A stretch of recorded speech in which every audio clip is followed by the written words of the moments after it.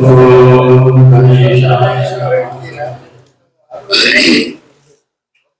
मातृभ्यो नमः पितृभ्यो नमः गुरुभ्यो नमः।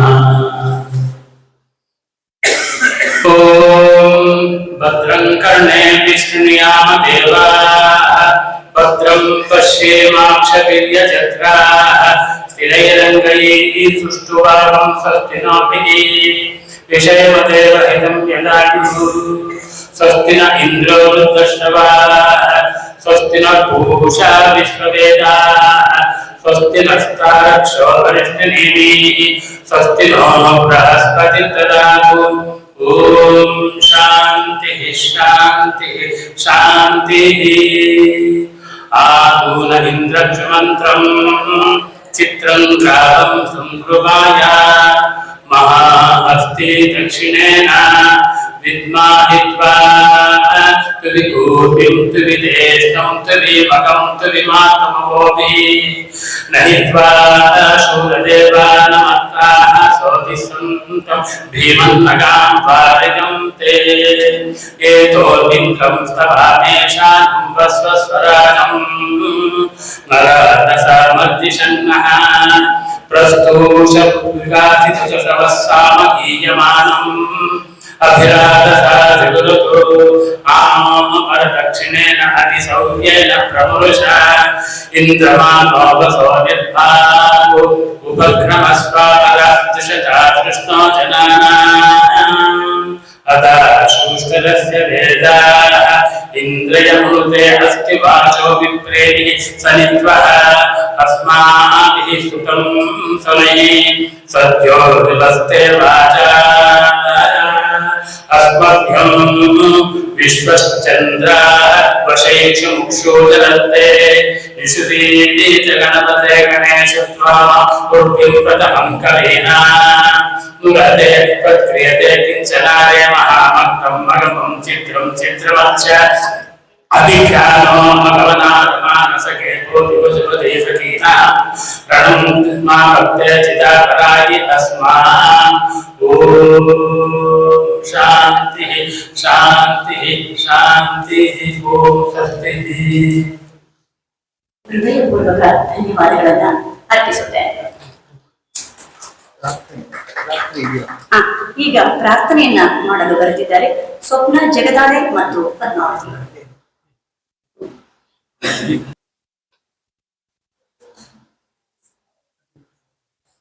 शुक्लां भरधरं विष्णुं शशिवर्णं चतुर्भुजं प्रसन्नवदनं ध्यायेत् सर्वविघ्नोपशान्ते।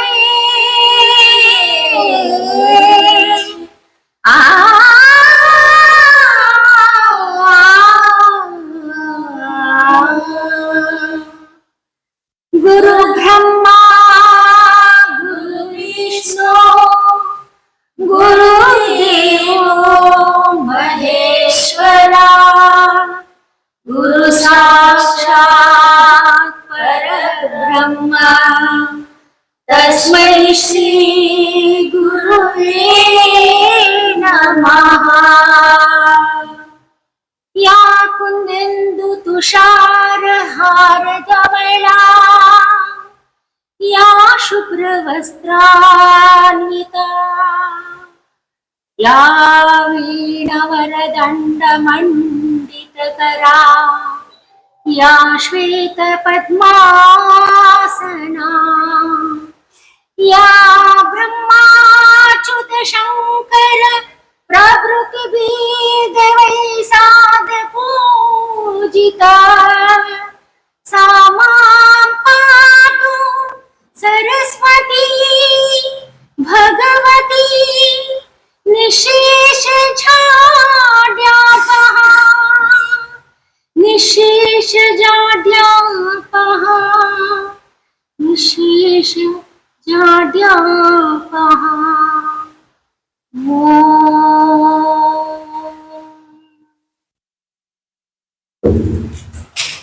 ಇಂದು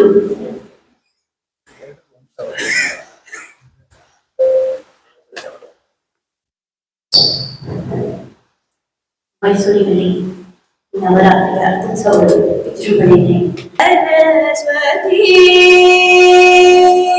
ಶೃಂಗೇರಿಪುರದಿ ನೆಲೆಸಿರುವ ಶಾರದ ದೇವಿಯ ಸರ್ವರ ಪಾಲಿಸು ಶಾರದ ದೇವಿಯ ಸರ್ವರ ಪಾಲಿಸು ನೀನೇ ಗತಿ ಸರಸ್ವತಿ ಎನ್ನ ಮನಗೆ ಕೊಡು ದೃಢ ಸಮ್ಮತಿ ನೀನೇ ಗತಿ ಸರಸ್ವತಿ ಮಂದಹಾಸ ಬದನೆ ದೇವಿ ನಿರಂಜನೆ ಮನದಿ ನಿನ್ನಯ ಸ್ಮರಣೆ ಕರುಣಿಸು ತ್ರಿಪುರ ಸುಂದರಿ ದೇವಿ ಜಗನ್ಮಾತೆ ಶಾರದ ದಾಸಿ ವಂದಿಪೆ ಭಗವತಿ ಶಾರದ ದಾಸಿ ವಂದಿಪೆ ಭಗವತಿ ನೀನೇ ಗತಿ ಸರಸ್ವತಿ ಎನ್ನ ಮನಗೆ ಕೊಡು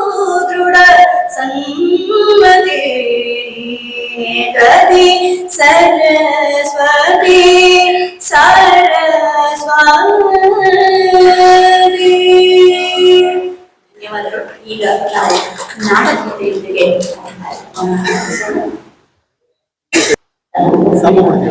ಭಾರತ ಜನನಿಯ ತನುಜಾತೆ ಜಯ ಹೇ ಕರ್ನಾಟಕ ಮಾತೆ ಜಯ ಸುಂದರ ನದಿ ಗಣಗಡ ನಾಡೆ ಜಯ ಜಯ ರಸ ಋಷಿಗಳ ಭೂದೇವಿ ಜಗದ ಮಕುಟದ ನಭ ಮಣಿಗೆ ಚಂದ್ರದ ಕಂದದ ಹೊನ್ನಿನ ಕಣಿಗೆ ರಾಘವ ಮಧುಸೂದನರ ಭರಿಸಿದ ರಾಘವ ಮಧುಸೂದನರ ಭರಿಸಿದ ಭಾರತ ಜನನಿಯ ತನುಜಾತೆ ಜಯ ಜಯ ಕರ್ನಾಟಕ ಮಾತೆ ಜನನಿಯ ಜೋಗುಳ ವೇದದ ಘೋಷ ಜನನಿಗೆ ಜೀವವು ನಿನ್ನಾದೇಶ ಅಸುರಿನ ಗಿರಿಗಳ ಸಾಲೆ ನಿನ್ನದ ಕೊರಳಿನ ಮಾಲೆ ಕಪಿಲ ಪರಂಜಲ ಗೌತಮ ಚಿನನುತ ಭಾರತ ಜನನಿಯ ತನುಜಾತೆ ಜಯ ಜಯ ಕರ್ನಾಟಕ ಮಾತೆ ಶಂಕರ ರಾಮಾನುಜ ವಿದ್ಯಾರಣ್ಯ ಬಸವೇಶ್ವರರಿಗ ದಿವ್ಯಾರಣ್ಯ ತಮ್ಮ ಷಡಕ್ಷರಿ ಪುಣ್ಯ ಪಂಪದ ಭೂಮಿಪತಿ ಚಿನ್ನ ಕಲ್ಪಿಗರುಳಿಸಿದ ಮಂಗಳಧಾಮ ಕವಿ ಕೋಗಿಲೆಗಳ ಪುಣ್ಯ ನಾನಕ ರಾಮ ನಂದ ಕಬೀರರ ಭಾರತ ಜನನಿಯ ತನುಜಾತೆ ಜಯ ಜಯ ಕರ್ನಾಟಕ ಮಾತೆ ತೈಲಕ ಪರಿಸರ ನಾಡಿದ ನಾಡೆ ಡಕ್ಕನ ಜಗನದ ನೆಚ್ಚಿನ ಪೀಡೆ ಕೃಷ್ಣ ಶರಾವತಿ ತುಂಗ ಕಾವೇರಿ ಜಗದ ಗಂಗಾ ಚೈತನ್ಯ ಪರಮಹಂಸ ವಿವೇಕರ ಭಾರತ ಜನನಿಯ ತನುಜಾತೆ ಜಯ ಜಯ ಕರ್ನಾಟಕ ಮಾತೆ ಸರ್ವಜನಾಂಗದ ಶಾಂತಿಯ ತೋಟ ರಸಿಕರ ಸಂಕಟ ರತಿನ ತೋಟ ಹಿಂದೂ ಕ್ರೈಸ್ತ ಮುಸಲ್ಮಾನ ಪಾರಸಿಕ ಜೈನ ವಿಜ್ಞಾನ ಜನಕನ ಭೋಗವ ದೊರೆಗಳ ರಾಮ ಗಾಯಕ ವೈದಿಕರ ರಾಮ ಕನ್ನಡ ನುಡಿ ಕುಣಿತಾಡುವ ದೇಹ ಕನ್ನಡ ತಾಯಿಯ ಮಕ್ಕಳ ದೇಹ ಭಾರತ ಜನನಿಯ ತನುಜಾತೆ ಜಯ ಹೇ ಕರ್ನಾಟಕ ಮಾತೆ.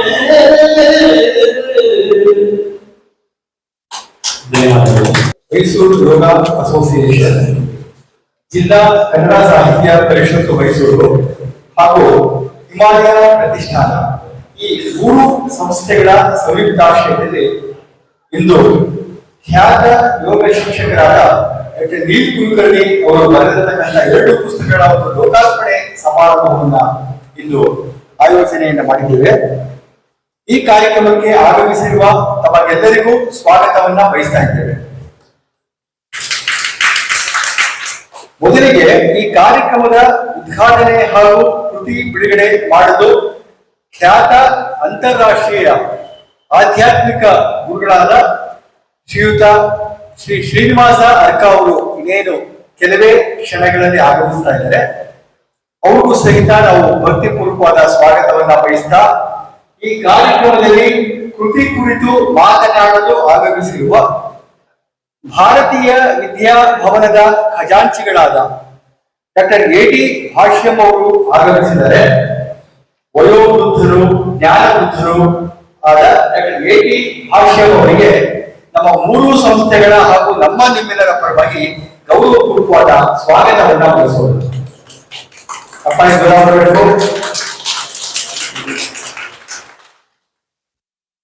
ಹಾಗೆ ಈ ಕಾರ್ಯಕ್ರಮದ ಅಧ್ಯಕ್ಷತೆಯನ್ನು ವಹಿಸಿರತಕ್ಕಂಥವರು ನಮ್ಮ ಜಿಲ್ಲಾ ಕನ್ನಡ ಸಾಹಿತ್ಯ ಪರಿಷತ್ತಿನ ಘನ ಅಧ್ಯಕ್ಷರು ಶ್ರೀಯುತ ಮಡಿಕೆರೆ ಗೋಪಾಲ್ ಅವರ ಬಗ್ಗೆ ನಾವು ಎಷ್ಟು ಹೇಳಿದ್ರು ಕಡಿಮೆ.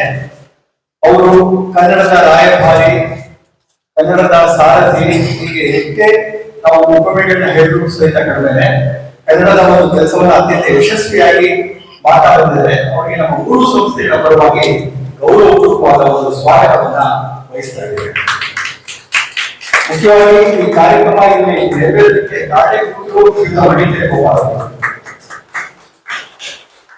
ಇನ್ನು ಮುಖ್ಯ ಅತಿಥಿಗಳಾಗಿ ಖ್ಯಾತ ಸಂಸ್ಕೃತಿ ಚಿಂತಕರು, ಹಿರಿಯ ಸಮಾಜ ಸೇವಕರು, ಎಲ್ಲಾ ಮೈಸೂರಿನಲ್ಲಿ ನಡೆಯತಕ್ಕಂಥ ಎಲ್ಲಾ ಕಾರ್ಯಕ್ರಮಗಳ ಅನೇಕಾನೇಕ ಕಾರ್ಯಕ್ರಮಗಳ ಬೆನ್ನೆಲುಬು ಅಂದ್ರೆ ಅವರು ಡಾಕ್ಟರ್ ಕೆ. ರಘುರಾಮ್ ವಾಜಪೇಯಿ ಅವರು. ಅವರಿಗೆ ನಮ್ಮ ಮೂರು ಸಂಸ್ಥೆಗಳ ಪರವಾಗಿ ಗೌರವಪೂರ್ವಕವಾದ ಸ್ವಾಗತವನ್ನ ಬಯಸ್ತಾರೆ. ಇನ್ನು ಡಾಕ್ಟರ್ ಎಸ್.ಪಿ. ಯೋಗಣ್ಣ ಅವರು ಮೈಸೂರಿನಲ್ಲಿ ಬೃಹತ್ತಾದ ಸುಯೋಗ ಆಸ್ಪತ್ರೆಯ ಸಂಸ್ಥಾಪಕರು, ವೈದ್ಯ ಸಾಹಿತಿಗಳು, ಆಧ್ಯಾತ್ಮಿಕ ಚಿಂತಕರು, ಅತ್ಯಂತ ಕ್ರಿಯಾಶೀಲತೆ ಉಳ್ಳವರು. ಹೀಗೆ ಅವ್ರ ಬಗ್ಗೆ ನಾವು ಎಷ್ಟೇ ಹೇಳಿದ್ರು ಸಹಿತ ಅದು ಕಡಿಮೆ. ಹಾಗಾಗಿ ಅವರು ಇವತ್ತು ನಮ್ಮ ಈ ಕಾರ್ಯಕ್ರಮಕ್ಕೆ ಬಂದಿರೋದು ನಮ್ಮ ಎಲ್ಲರ ಸುಕೃತ ಅಂತ ಅವರು ಸಹಿತ ಮೂರು ಸಂಸ್ಥೆಗಳ ಪರವಾಗಿ ಸ್ವಾಗತವನ್ನು. ಇನ್ನು ಈ ಕಾರ್ಯಕ್ರಮದ ಕೇಂದ್ರ ಬಿದ್ದು ಡಾಕ್ಟರ್ ವೀರ್ ಕುಲಕರ್ಣಿ ಅವರು. ವೀರ್ ಕುಲಕರ್ಣಿ ಅವರು ಅಂತಾರಾಷ್ಟ್ರೀಯ ಮಟ್ಟದ ಪ್ರಸಿದ್ಧ ಯೋಗ ಗುರುಗಳಾಗಿದ್ದು ಕ್ಯಾಲಿಫೋರ್ನಿಯಾದಲ್ಲಿ ವಾಸಿಸ್ತಾ ಇದ್ದಾರೆ. ಅವರು ಅವ್ರದೇ ಆಗಿರತಕ್ಕಂಥ ಅಧಿಯೋಗ ಪದ್ಧತಿಯನ್ನ ರೂಪಿಸಿದ್ದು ಇದು ಯೋಗ ಮತ್ತು ಮಾನವ ಜೀವನದ ಎಲ್ಲಾ ಅಂಶಗಳನ್ನ ಒಳಗೊಂಡಿದೆ.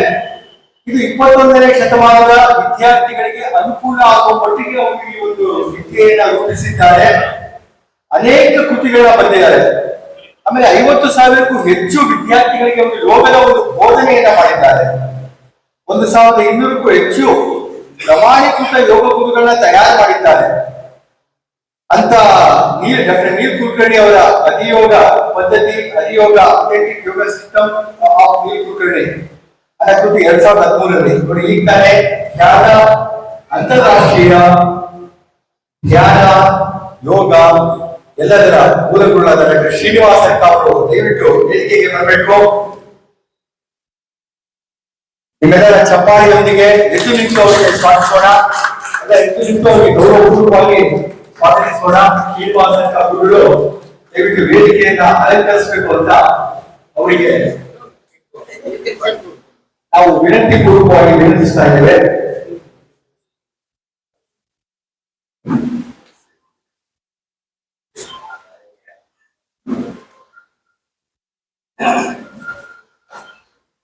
ಈಗ ತಾನೇ ಹೇಳ್ತಿದ್ದ ಹಾಗೆ ಡಾಕ್ಟರ್ ವೀರ್ ಕುಲಕರ್ಣಿ ಅವರು ಅನೇಕ ಕೃತಿಗಳನ್ನ ಬರೆದು ಗೌರವ ಡಾಕ್ಟರೇಟ್ ಕೂಡ ಭಾಜನರಾಗಿದ್ದಾರೆ. ಇತಿಹಾಸದಲ್ಲಿ 2ನೇ ಯೋಗ ಸೂತ್ರಗಳು ಕೀರ್ತಿಗೆ ಅವರು ಭಾಜನರಾಗಿರುವುದು ಇದಕ್ಕೂ ಒಂದು ಹೆಮ್ಮೆಯ ವಿಷಯ. ಈ ಪ್ರಸ್ತುತ ಗ್ರಂಥದಲ್ಲಿ ಯೋಗ ಸೂತ್ರಗಳು, ಅವರದೇ ಆಗಿರತಕ್ಕಂಥ ಸೂತ್ರಗಳು ಹಾಗೂ ಅವರ ಜೀವನ ಕಥೆಗಳನ್ನ ಅವರ ಶಿಷ್ಯರು ಕಂಡ ಹಾಗೆ ಅದರ ಆಧಾರಿತ ಕೃತಿ ಒಂದು ಈಗ ಬಿಡುಗಡೆ ಆಗ್ತಾ ಇದೆ. ಒಟ್ಟು ಅವರ 2 ಕೃತಿಗಳು ಇವತ್ತು ಲೋಕಾರ್ಪಣೆ ಆಗ್ತಾ ಇರೋದು ನಿಜಕ್ಕೂ ಒಂದು ಹೆಮ್ಮೆಯ ವಿಷಯ. ಹಾಗೆ ಈ ಕಾರ್ಯಕ್ರಮದಲ್ಲಿ ಸಾಕಷ್ಟು ಮಹನೀಯರು ಆಗಮಿಸಿದ ನಮ್ಮ ಮೈಸೂರು ಯೋಗ ಒಕ್ಕೂಟದ ಘನ ಅಧ್ಯಕ್ಷರಾದ ಶ್ರೀಯುತ ದೇವರಾಜ್ ಅವರು ಬಂದಿದ್ದಾರೆ. ಮತ್ತು ಖ್ಯಾತ ಮೈಸೂರಿನಲ್ಲಿ ಮಹರ್ಷಿ ಮಹೇಶ್ ಯೋಗಿ ಅವರ ಧ್ಯಾನ ಪದ್ಧತಿಯಿಂದ ಅತ್ಯಂತ ವ್ಯಾಪಕವಾಗಿ ಪ್ರಾಮಾಣಿಕವಾಗಿ ಹರಡಿಸ್ತಾ ಇರತಕ್ಕಂಥ ಶಿವಪ್ರಕಾಶ್ ಗುರೂಜಿಯವರು ಬಂದಿದ್ದಾರೆ. ನಮ್ಮ ನಾಗರಾಜ್ ಪಾಟೀಲ್ ಗುರೂಜಿಯವರ ಸುಪುತ್ರಿ ಅವರು ವಿಮಲಾ ಮೇಡಮ್ ಅವರು, ಖ್ಯಾತ ವಕೀಲರಾದ ತಮ್ಮನಗೌಡರು, ಯೋಗ ಪಟುಗಳಂತೂ ಮಣಿಕಂಠ, ಜಗನ್ನಾಥ್ ಶೆಟ್ಟರು, ಶಾಂತಾರಾವು, ಮುಕ್ತಕ ಸಾಹಿತಿ ನಮ್ಮ ಮುತ್ತುಸ್ವಾಮಿ ಅವರು, ಪ್ರಭುಸ್ವಾಮಿ ಅವರು, ಸ್ವರಾಜ್ ಅವರು, ಹೀಗೆ ಅನೇಕ ಮಹನೀಯರು. ದಯವಿಟ್ಟು ಇವರ ಹೆಸರನ್ನ ಬಿಟ್ಟು ಅನ್ಯಥಾ ಭಾವಿಸಬೇಡಿ. ಮತ್ತು ನಮ್ಮ ಮಡಿಕೆರೆ ಗೋಪಾಲವರ ಶ್ರೀಮತಿಯವರ ಡಾಕ್ಟರ್ ಅನಸೂಯ ಮೇಡಮ್ ಅವರು ಸಹಿತ ಬಂದಿದ್ದಾರೆ. ಹೀಗೆ ಸೀತಾರಾಮ್ ಅವರು ಎಲ್ಲರಿಗೂ ಸಹಿತ ನಾವು ಸ್ವಾಗತವನ್ನು ವಹಿಸ್ತಾ, ಮಾಧ್ಯಮ ಮಿತ್ರರಿಗೂ ಸಹಿತ ಸ್ವಾಗತವನ್ನು ವಹಿಸ್ತಾ ನನ್ನ ಮಾತುಗಳಿಗೆ ವಿರಾಮ ಹೇಳಿದೆ. ಧನ್ಯವಾದಗಳು.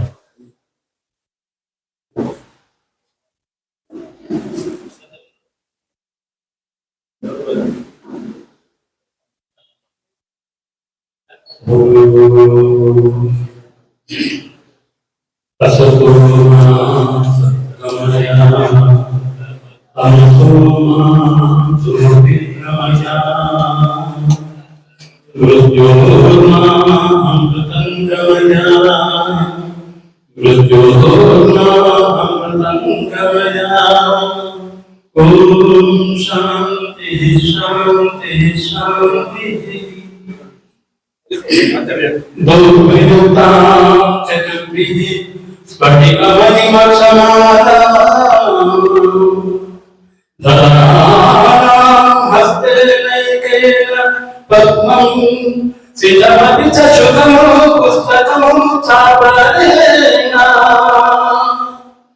ವಾಸಾಕುಂದೇಂದು ಶಂಕರಸ್ಫಟಿಕಮಣಿನಿಭಾ ವಾಸಮಾನಾಂ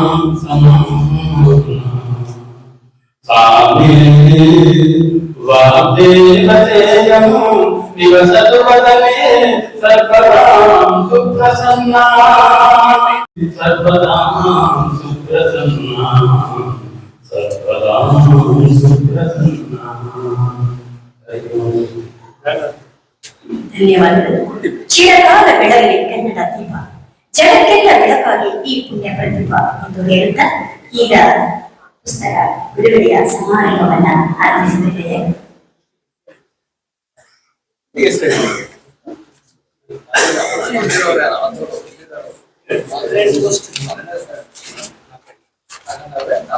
ಈಗ ಖ್ಯಾತ ಯೋಗ ಶಿಕ್ಷಕರಾದ ಡಾಕ್ಟರ್ ನೀಲಪುರದ ಬರೆದಿರುವ 2 ಪುಸ್ತಕಗಳ ಬಿಡುಗಡೆ ಸಮಾರಂಭ. ಡಾಕ್ಟರ್ ನೀಲಕುರಣಿಕರಣಿಯವರ ಆದಿಯೋಗ ಸೂತ್ರಗಳ ಅದು ಕನ್ನಡಕ್ಕೆ ಅನುವಾದವಾಗಿದೆ. ಧ್ರುವಂತೆ ರಾಜಾರ್ಣ ಧ್ರುವಂತೆ ಬೃಹಸ್ಪತಿ ಧ್ರುವಂತೆ ಇಂದ್ರಾಚ ಅಗ್ನಿಶ್ಚ ರಾಷ್ಟ್ರಧಾರಯಾಂ ಧ್ರುವಂ.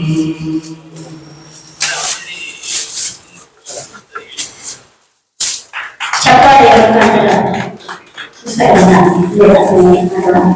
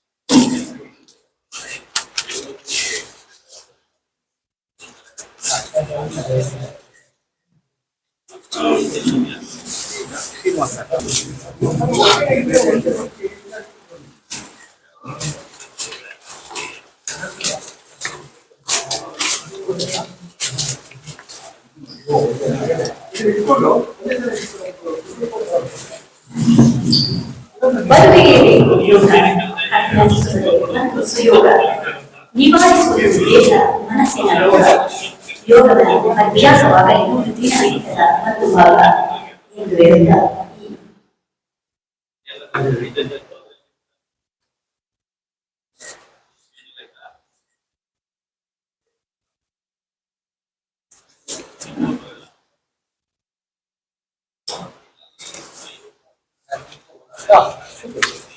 ಈಗ ಅವ್ರಿಗೆ ಹಾಗೆ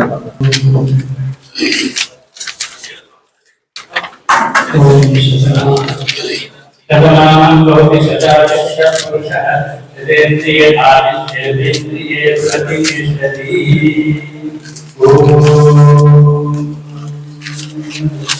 गणपतिं भगवामहे कविं कवीनामुपभक्तवस्मं ज्येष्ठराजं ब्रह्मणां ब्रह्मणस्पतः शृण्वन्नो दिविश्रीदशाधरमहाभुजां ग्रहप्रसाद सिद्धिरस्तु यशस्कल्पवन्तं प्रभुं त्वमेवं राघवपूर्वासङ्कीर्णनागस्तपतिननानां परतं दीर्घमाविवस्तु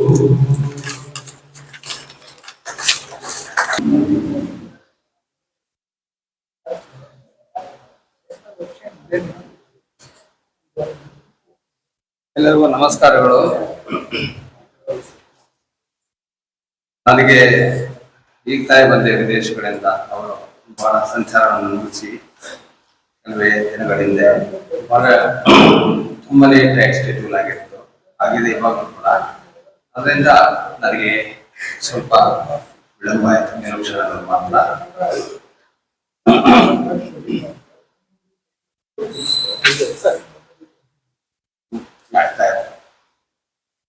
ಡಾಕ್ಟರ್ ನೀಲ್ ಕುಲಕರ್ಣಿ ಅವರು ಬರೆದಿರ್ತಕ್ಕಂಥ ರಚಿತವಾಗಿ ಅವರಿಂದ ರಚಿತವಾದಂತಹ ವಿಶೇಷವಾದಂತಹ ಒಂದು ಗ್ರಂಥ, ಅದು ಆದಿಯೋಗ ಪುರಾಣ. ಇದು ಇಂಗ್ಲಿಷ್ ನಲ್ಲಿ ಈ ರೀತಿ ಇದೆ, ಬಟ್ ಕಾಂಟೆಂಟ್ಸ್ ಸ್ವಲ್ಪ ಬೇರೆ ತರ ಇದೆ.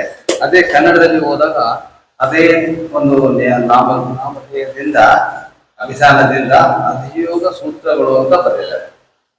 ಕನ್ನಡ ಟ್ರಾನ್ಸ್ಲೇಷನ್ ಅದು ಬಹುಶಃ ಇದು ಉಪಯೋಗ ಬರುತ್ತೆ. ಅವರ ಒಂದು ಬ್ಯಾಕ್ ಗ್ರೌಂಡ್ ಅದರ ಬಗ್ಗೆ ಕನ್ನಡ ಎಕ್ಸಾಕ್ಟ್ಲಿ ಇದು entirely different. The name can be deceiving for new people, unfortunately. Maybe it's okay if it's well explained, probably behind in the blurb not right. ನಾನು ಆಗಲೇ ನೋಡಿದೆ ಸ್ಟೋರೀಸ್, ಕೆಲವು ರೆಫರ್ ಮಾಡಿದೆ. ಇಂಡಿಯಾದಲ್ಲಿ ಬಂದಾಗ ಅಲ್ಲಿ ವೀರ, ಆಮೇಲೆ ಇನ್ನು ಕೆಲವರು ಎಲ್ಲ ಮೀಟ್ ಮಾಡೋದು ಫಸ್ಟ್ ಟೈಮ್ ದೇಶಕ್ಕೆ ಆದಮೇಲೆ. ಹಾಗೆ ಎಲ್ಲ ಕಡೆ ಸಂಚರಿಸಿ ನನಗೆ I can empathize with this traveling because I am traveling for the last 30 years. So I know what it takes to travel, to spread the word, living in the families and happiness here. So it's not easy. You need a lot of dedication, commitment, devotion, honestly. It's not learning yoga, understanding yoga, excuse me, and assimilating yoga and practicing yoga, experiencing yoga are all different layers of expanding our conscious awareness in the field of yoga. So that's one part. And second part is to spreading the word, traveling. It's not easy to travel. People may think, oh, this person is very lucky to travel. He's blessed to be everywhere. But the truth, fact of the matter is, it really takes a lot. Jet lags, different time zone, different foods, and you have to acclimatize yourself. It's so flexible, so flowing, and you have to bear lots of inconveniences too, like tests, like challenges. So we need to go through. But if you have determined to reach your goal, to realize your set objective, you can really tolerate or endure such thing, and really make your journey rejoicing and celebratory. So, and yoga, as I understand, I already had some, I glanced some few pages in this book. I think they're very well summed up or briefed or abridged. Each page is not like continuous process, something you need to go through a long labyrinth and some stories. Each page more probably changes of the following page, changes the content. So it's tests and and very well framed experiences, taking these airports, even names, and depicting the situations. It's really well done. It's not easy actually. I know we know for myself, and many books have been published in London. So I know really what it takes. I don't know whether I could also assist this special book to be launched in London, possible, and we can discuss and see if that can work out. I'm also equally impressed with the book, the Kannada version, it's a separate book, as you did mention. Kannada English slow ಇದು ಪುಸ್ತಕ ಇದು ಕೂಡ ತುಂಬಾ ಚೆನ್ನಾಗಿದೆ. Adiyoga sutras of doctor Neel ಗುರುಗಳಲ್ಲಿ translated into Kannada language. ಇಲ್ಲಿ ಸುಮ್ಮನೆ just pick anything like this. For example, ಈಶ್ವರನು ಪರಮೇಶ್ವರನೆಂದು ಕರೆಯಲ್ಪಡುವವನು, ಬ್ರಹ್ಮಾಂಡದಿಂದ ಸ್ವತಂತ್ರವಾಗಿ ಅಸ್ತಿತ್ವದಲ್ಲಿರುವ ಪುರುಷನು, ಆದರೆ ಪ್ರತಿಯೊಂದು ಚೈತನ್ಯಮಯ ಜೀವಿಯಲ್ಲಿಯೂ ಪುರುಷನ ರೂಪದಲ್ಲಿ ಪ್ರತಿಬಿಂಬಿಸುತ್ತಾನೆ. ಈ ಕಾನ್ಸೆಪ್ಟ್ಸ್ ಇದೆಯಲ್ಲ, ನಿಜವಾಗ್ಲೂ we are so blessed to really be more extra blessed. Otherwise it may really my colors feel bit low, living in the physical hemisphere. ನಾವೇನು ಅದೃಷ್ಟವಂತರಲ್ಲ ಆಗತ್ತೆ, ನಾವೇನು ಅದೃಷ್ಟವಂತರಲ್ಲ ಅಂತ ಕೊಡ್ತಾರೆ. ಇಲ್ಲ, ನಾವು extra blessed, extra privileged to be born in this beautiful country.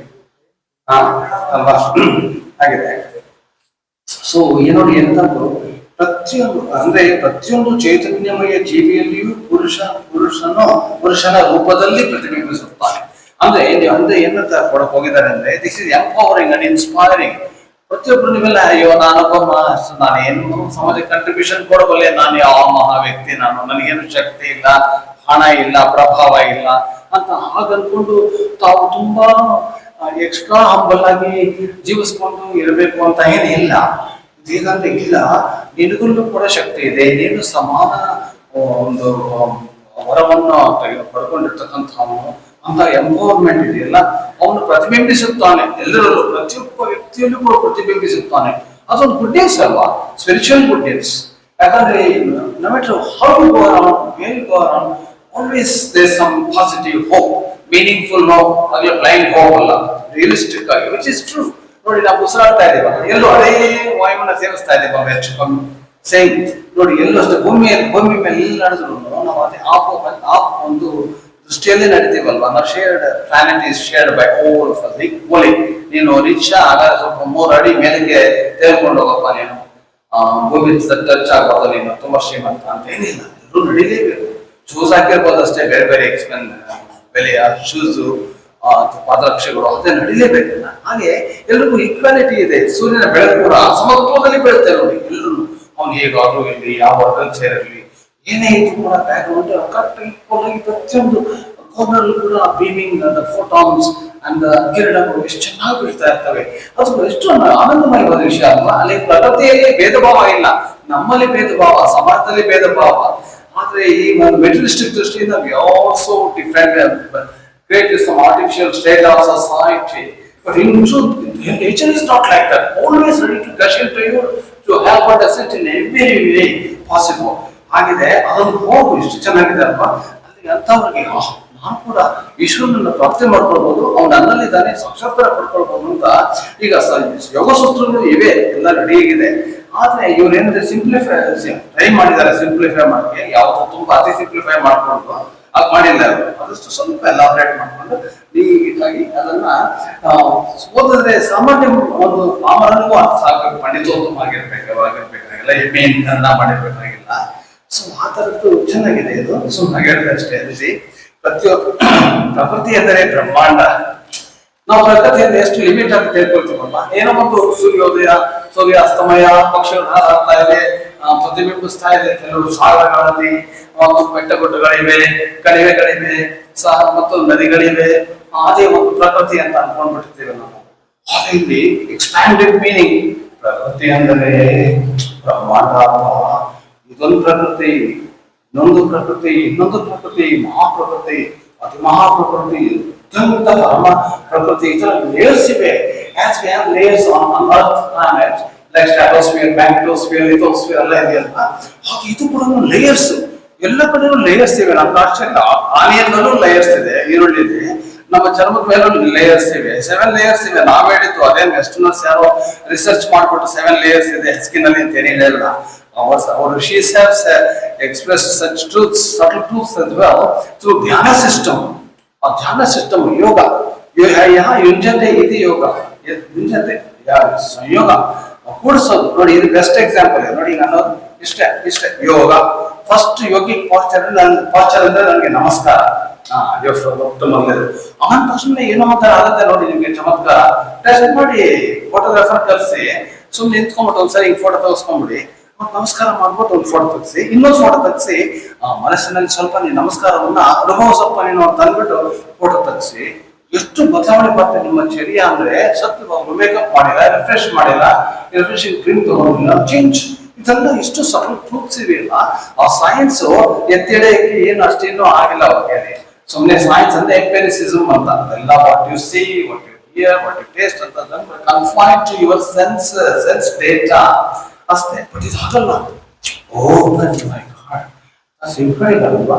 So ಇದೆಲ್ಲ ನೋಡಿದ್ರೆ ನಾವು ಪ್ರಕೃತಿ ಬ್ರಹ್ಮಾಂಡ, ಎಲ್ಲೆಲ್ಲೂ ಪ್ರಕೃತಿ ಇದೆ, ನಿನ್ನಲ್ಲಿದೆ, ಒಳಗಡೆ ಇದೆ. ನಾನು ಬರ್ತಾ ಕೆಲವು ವರ್ಷಗಳಲ್ಲಿ ಬೇಗ ಮುಗಿಸೋಣ ನಾವು, ಯಾಕಂದ್ರೆ ಎಲ್ರಿಗೂ ಕೊಡ್ಬೇಕು ನಾವು ಅವಕಾಶನ. ನಾನು ಒಂದು ಹಾಡು ಬರ್ತೆ, 18ನೇ ವಯಸ್ಸಾಗಿರ್ಬೇಕು ನಾವು. ಪ್ರಕೃತಿಯು ದೈವದ ಕಲ್ಪನೆಯಷ್ಟೇ, ದೇಹವು ಅದರ ಪ್ರತಿರೂಪವಯ್ಯ,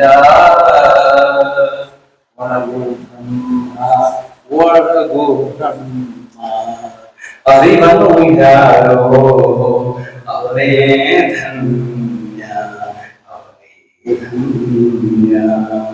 ಭಜಿಸೋ ಭಜಿಸೋ ನಾಮವ, ಭಜಿಸೋ ಭಜಿಸೋ ಎನ್ನಯ್ಯ ಮನವೇ. ಖಂಡಿತವಾಗ್ಲೂ ನಾನು ಪರ್ಸನಲ್ ಆಗಿ ಬಂದಿದ್ದೀನಿ, ರಿಲೀಸ್ ಮಾಡಕ್ಕೆ ನನಗೆ ಅವಕಾಶ ಕೊಟ್ಟಿದ್ದಾರೆ, ಮಹಾ ಸ್ಪೆಷಲ್ ಅಂತ ಅಂದ್ಬಿಟ್ಟು ನಾನು ಹೇಳ್ತಾ ಇಲ್ಲ. ಇದನ್ನ ಖಂಡಿತವಾಗ್ಲು ಸಾಧ್ಯವಾದಷ್ಟು ಎಲ್ಲರೂ ಕೂಡ ತಗೊಂಡು ಇಷ್ಟೇಂದ ಓದಿ ಸ್ವಲ್ಪ ಅದರ ಒಂದು ಸಾಂಶವನ್ನು ತೆಗೆದುಕೊಂಡ್ರೆ ಜೀವನ ಪರಿವರ್ತನೆ ಆಗೋದು ಸಾಧ್ಯ ಹೋಗ್ತಾರೆ. ಖಂಡಿತವಾಗಿ ಹೆಚ್ಚಿನ ಪ್ರಮಾಣದಲ್ಲಿ ಇಂಥ ಗ್ರಂಥಗಳು ಹೆಚ್ಚು ಬರಬೇಕು. ಕಾಂಪ್ಯಾಕ್ಟ್ ನೋಡಿ, ಎತ್ಕೊಂಡ್ರೆ ವೆಯ್ಟ್ ಕೂಡ ಇಲ್ಲ, ಸರಳವಾಗಿದೆ. ಆಮೇಲೆ ತಗೊಂಡು ಹೋಗ್ಬೋದು ಎಲ್ಲಿಗೆ ಬೇಕು ಅದನ್ನು. ಹಾಗೆ I am sure cost is also very low ಅಂತ ನಾನು ನಂಬಿಕೆ ಇದೆ. ಯಾಕಂದ್ರೆ ಇವ್ರದ್ದು ಕಮರ್ಷಿಯಲ್ ಆಂಗಲೇ ಇಲ್ಲ ಇಲ್ಲಿ. ಹೇಗೆ ಹೆಚ್ಚು ಜ್ಞಾನ ಪ್ರಚಾರ ಮಾಡುವ ಉದ್ದೇಶ ಒಂದೇ ಇದೆ. ಅವ್ರಿಗೇನಾದ್ರೂ ಕಮರ್ಷಿಯಲ್ ಉದ್ದೇಶ ಇದ್ದಿದ್ರೆ ನೀಲ ಇವರು ನಮ್ಮ ಕುಲಕರ್ಣಿ ಅವರು ಅವ್ರು ಭವನಗಳು ಕಟ್ಕೊಂಡವ್ರು ಇಷ್ಟೊತ್ತಿಗೆ ಖಂಡಿತವಾಗ್ಲೂ ಮುಂಚೆನೆ ಇಂಟ್ಯಾಕ್ಟ್ ಕಟ್ಕೊಂಡ್ಬಿಟ್ಟಿದ್ರು ಎಷ್ಟೋ ಬೇಕಷ್ಟು. ಇಲ್ಲ, ನನಗೆ ನಂಬಿಕೆ ಇದೆ. ಬಿಕಾಸ್ ನಾನು ಯೋಗಿತ್ವ ಮಾತುಗಳು ಗೊತ್ತಾಗುತ್ತೆ ನೋಡಿದ ತಕ್ಷಣನೇ ಅವರು ಸೇವಾ ಅನುಭವದಿಂದ ಎಷ್ಟು ಗೊತ್ತು. ಅವ್ರಿಗೆ ಕ್ವಾಂಟಿಟಿಯನ್ನು ಯಾವತ್ತೂ ಬಿಲೀವ್ ಮಾಡಿಲ್ಲ ಅವರು. ಕೇಳಿ ನೋಡಿರ್ಬೇಕಾದ್ರೆ ಕ್ವಾಲಿಟೇಟಿವ್ ಅಪ್ರೋಚ್ ಅವರು ಎಷ್ಟು ಚೆನ್ನಾಗಿ ಪ್ರಜೆಗೆ ತುಂಬಾ ಚೆನ್ನಾಗಿ ಕೊಡ್ಬೇಕಪ್ಪ, ವಿದ್ಯೆಯನ್ನ ನೀಟಾಗಿ ಮಾಡಬೇಕು. ಎಷ್ಟು ಮಾಡ್ತೀಯ ಅನ್ನೋಕ್ಕಿಂತ ಹೇಗೆ ಮಾಡ್ತಿದ್ದೀಯಾ ಅನ್ನೋದು ಬಹಳ ಮುಖ್ಯ ಅಂತ ಒಂದು ತತ್ವಗಳಲ್ಲಿ ಬೆಳೆದಿದ್ದಾರೆ. ಅದು ಇಂಥವರು ಕೊಡ್ತಕ್ಕಂಥ ಈ ಗ್ರಂಥಗಳು ಕಲಿಯೋದು ಮಾಡರ್ನ್ ಡೇಸ್ ಅಲ್ಲಿ ಬೇಕು. ಎಲ್ಲವನ್ನೂ ಆಕ್ಸೆಸ್ ಇಲ್ಲ, ಯೋಗ ಸೂತ್ರ ಇದ್ರೂ ಕೂಡ what I mean they can't understand quickly easily without proper master or interpreter. ಹಾಗೆಲ್ಲ ಇಲ್ಲಿ ನೋಡಿದ್ರೆ ಹೆಸರನ್ನ ಮಾಡಿದ್ರು, ಅದು ತಮ್ಮ ಭಾಷೆಯಲ್ಲಿ ಕೂಡ. ಇದೊಂದು ಯಾವುದೋ ಒಂದು ಹಿಂದಿ ಭಾಷೆ ಅಥವಾ ನ್ಯಾಷನಲ್ ಮಾಡಿಲ್ಲ, ಎಲ್ರಿಗೂ ಸೇರಿ. ಸೊ ಇದೆಲ್ಲ ಚೆನ್ನಾಗಿದೆ, ಬಹಳ ಸಂತೋಷ ಆಯ್ತು. ಎನಿವೆ ಈ ಕೀವರ್ಡ್ ಅಂತ ಇಟ್ಕೊಂಡಿರಿ, ಪ್ರಕೃತಿ ಬ್ರಹ್ಮಾಂಡ ಅಷ್ಟೇ. ಯಾವುದು ಒಂದು ಸೀನ್ ಇಟ್ಬಿಟ್ಟು ಪ್ರಕೃತಿ 2-3 ಗಿಡ ಇಟ್ಕೊಂಡು ಬರ್ತಿರಲ್ಲ ನಮ್ಮಲ್ಲಿ. ಪ್ರಕೃತಿಯು ದೈವದ ಕಲ್ಪನೆಯಷ್ಟೇ, ದೇಹವು ಅದರ ಪ್ರತಿರೂಪವಯ್ಯ. ಸೊ ಹಾಗೆ ರಿಯಲೈಸೇಷನ್ ಅಲ್ಲಿ ಹೋಗ್ಬೇಕು. ಯಾಕಂದ್ರೆ ಯೋಗ ಅಂದ್ರೆ ಬಹಳ ತುಂಬಾನೇ ಡೈಲ್ಯೂಟೆಡ್ ಇಂಟರ್ಪ್ರಿಟೇಷನ್, ಡೈಲ್ಯೂಟೆಡ್ ಕಾನೋಟೇಷನ್ ಅಂತ ಸುಮ್ಮನೆ ಇಮೇಜ್ ಬರುತ್ತೆ. ಯೋಗ ನಾನು ಮಾಡ್ತೀನಿ ಅಂತ ಹೇಳ್ತಾರೆ, ಧ್ಯಾನ ನಾನು ಮಾಡ್ತೀನಿ. ಅಯ್ಯೋ ಒಳ್ಳೇದಪ್ಪ, ಗುಡ್ ನ್ಯೂಸ್ ಏನ್ ಮಾಡಿದ್ರೆ. ಆದ್ರೆ ಅಷ್ಟು ಕ್ಯಾಶುವಲ್ ಆಗಿ ನಾನು ಮಾಡ್ತೀನಿ ಅಂತ ಮಾಡ್ತಾ ಇರೋನು ನಾಚಿಕೆ ಪಟ್ಕೊಂಡು ಹೇಳ್ತೇನೆ, ಸಂಕೋಚ ಪಟ್ಕೊಂಡು ನಾನು ಪ್ರಯತ್ನ ಪಡ್ತಾ ಇದೆ. ಈಗನೇ ಪ್ರಾರಂಭಿಸಿದೆ ನಾನು. ಯೋಗ ದೊಡ್ಡ ಪ್ರಪಂಚ, ದೊಡ್ಡ ವಿಶ್ವ. ನನಗೆ ಒಂದು ಏನೋ ಪ್ರೇರಣೆ ಆಗಿದೆ. Fortunately I in this path, at least I read the path. ಮುಂದೆ ಎಕ್ಸ್ಪ್ಯಾನ್ಷನ್ ಆಗ್ತಾ ಹೋಗುತ್ತೆ ಅನ್ನೋದು. ಪ್ರತಿಯೊಂದು ಹೆಚ್ಚು ಕೂಡ ಯೋಗ. ಪ್ರಾಣಿಗಳು ಅದರ ಯೋಗ ಮಾಡ್ತಾ ಇದ್ದಾರೆ, ಫಾಲೋ ಮಾಡ್ತಾ ಇದ್ದಾರೆ ಪ್ರಾಣಿಗಳು. ನಾವುಗಳು ಫಾಲೋ ಮಾಡಲ್ಲ ಅಷ್ಟೊಂದು. ಅದು ವಿದೇಶದಲ್ಲಂತೂ ಅವ್ರ ಆಶ್ಚರ್ಯ, ಅವರು ವಿದೇಶದಲ್ಲಿ ಸೆಟ್ಲ್ ಆಗ್ಬಿಡ್ಬೋದಾಗಿತ್ತು. ಅವರು ಬಹಳ ಚೆನ್ನಾಗಿ ಅವರಿಗೆ ಪ್ರೋತ್ಸಾಹ ಸಿಗುತ್ತೆ, ಏನ್ ಬೇಕೆಲ್ಲ ರಿಸರ್ಚ್ ಎಲ್ಲ ರಿಸೋರ್ಸಸ್ ಕೊಡ್ತಾರೆ. ಆದ್ರೆ ಅವರು ದೇಶದ ಅಭಿಮಾನ, ಬಾಂಧವ್ಯ, ಪ್ರೀತಿ, ವಿಶ್ವಾಸ, ಮಾತೃವಿನ ಬಗ್ಗೆ ಗೌರವ ಇಲ್ಲ, ನಾನು ಹೋಗ್ಬೇಕು ನಾನು ಅಂದ್ಬಿಟ್ಟು ಈಗ ಇತ್ತೀಚೆಗೆ ಹೆಜ್ಜೆ ಬಿಟ್ಟು ಇಲ್ಲಿ ಹೆಚ್ಚು ಗಮನ ಕೊಡ್ತಾ ಇದ್ದಾರೆ. ಅದು ಸೌಭಾಗ್ಯ ನಮ್ಮ ದೇಶಕ್ಕೆ. ರಿಟರ್ನ್ ಆಫ್ ಸಾಕಿಲ್ಲ. ಎಷ್ಟು ಹೇಳಿದೆ ನನಗೆ ಇದಕ್ಕಿಂತ ಸಪರೇಟ್ ಆಗಿ ಕಳಿಸ್ಬೇಕು ನೀವು, ನಾನೇನೋ ಇದೆಲ್ಲ ನೀವು ವಿಶದವಾಗಿ ಹೇಳ್ಕೊಡ್ಬೇಕು ಅಂತ. ಇನ್ನೊಂದು ಪದೇ ನೀವು ಇಷ್ಟ ಆದ್ರೆ ತಕ್ಷಣ 3 seconds ಹೇಳ್ತೀನಿ ನಾನು, ಗಂಟೆಗಟ್ಟಲೆ ಮಾತಾಡಲ್ಲ, ಬೇರೆಯವ್ರ ಸಭೆಗಳನ್ನ ಗಮನ ಇಟ್ಟಿರ್ತೇನೆ ನಾನು. ಕಾನ್ಶಿಯಸ್ ಯೋಗ, ನಿಜವಾದ ಯೋಗ ಅಂದ್ರೆ ಕಾನ್ಶಿಯಸ್ ಅದರ್ಸ್ ಟೈಮ್. ಹಾಗೆ ಒಂದು ನನ್ನ ಬರ್ತ್ಡೇನಲ್ಲಿ ಜನ್ಮದಿನ ಆಯ್ತು ಲಾಸ್ಟ್ ಇಯರ್ ಅಲ್ಲಿ. ಇವರೆಲ್ಲ ಇದ್ರು, ವಿಶ್ವೇಶ್ವರಯ್ಯನೂ ಕೂಡ ಅಲ್ಲೇ ಇದ್ರು. ಎಲ್ಲ ಎಷ್ಟೋ ಸ್ಪೀಕರ್ಸ್ ತುಂಬಾ ಜನ ಬಂದಿದ್ದಾರೆ. ನಾನು ಎಲ್ಲರೂ ನಾನೇ ಫಸ್ಟ್ ಮಾತಾಡ್ಬೋದಾಯ್ತು, ಅವ್ರನ್ನ ನೆನ್ಸ್ಕೊಂಡು ನಾನು ಇಲ್ಲಿ ಮಾತಾಡಲಿಲ್ಲ. ಎಲ್ರಿಗೂ ಚಾನ್ಸ್ ಕೊಡಿ, ಅವ್ರು ಕೊಡಿ, ಇವ್ರು ಕೊಡಿ, ಆ ಸ್ವಾಮೀಜಿ ಕೊಡಿ, ಎಲ್ಲರೂ ಕೊಡಿಸ್ದೆ. ಕೊನೆಗೆ ಇವ್ರನ್ನ ಹೊರಗಡೆ ನೀವು ಏನೋ ಆಶೀರ್ವಚನೆ ಹೇಳಿಲ್ಲ, ಉಪದೇಶ ಮಾಡಿಲ್ಲ, ನಿಮ್ಮ ಜನ್ಮದಿನ ಒಂದು ಸಂದೇಶ. ನಾನು ಹೇಳಿದೆ ನಂದೇನು ಬೇಡ, ಅವರೆಲ್ಲ ಹೇಳಿದಾರಲ್ಲ, ಅವ್ರ ಸತ್ಯಕ್ಕಿಂತ ವಿಭಿನ್ನವಾಗಿರೋದು ಏನು ಹೇಳ್ಕೊಂಡಿಲ್ಲ, ಸತ್ಯದಲ್ಲೇ ಇದ್ದಾರೆ. ಸಾಕು, ಮತ್ತು ಜನರು ಊಟ ಮಾಡಿಲ್ವಲ್ಲ, ಊಟ ಮಾಡಿಲ್ಲ ಅವರು ಓದ್ಕೊಂಡ್ಬಿಟ್ಟು ನಾನು ಅದಕ್ಕೋಸ್ಕರ ಕಳಿಸ್ದೆ ಅವರಿಗೆ. ಹಾಗೆ ಹೀಗೇನಂದ್ರೆ ಕೊನೆಯಲ್ಲಿ ಹೇಳ್ಬಿಟ್ರೆ ಅದು ಫ್ರೇಸ್ ಹೇಳ್ತೀನಿ, ಏನು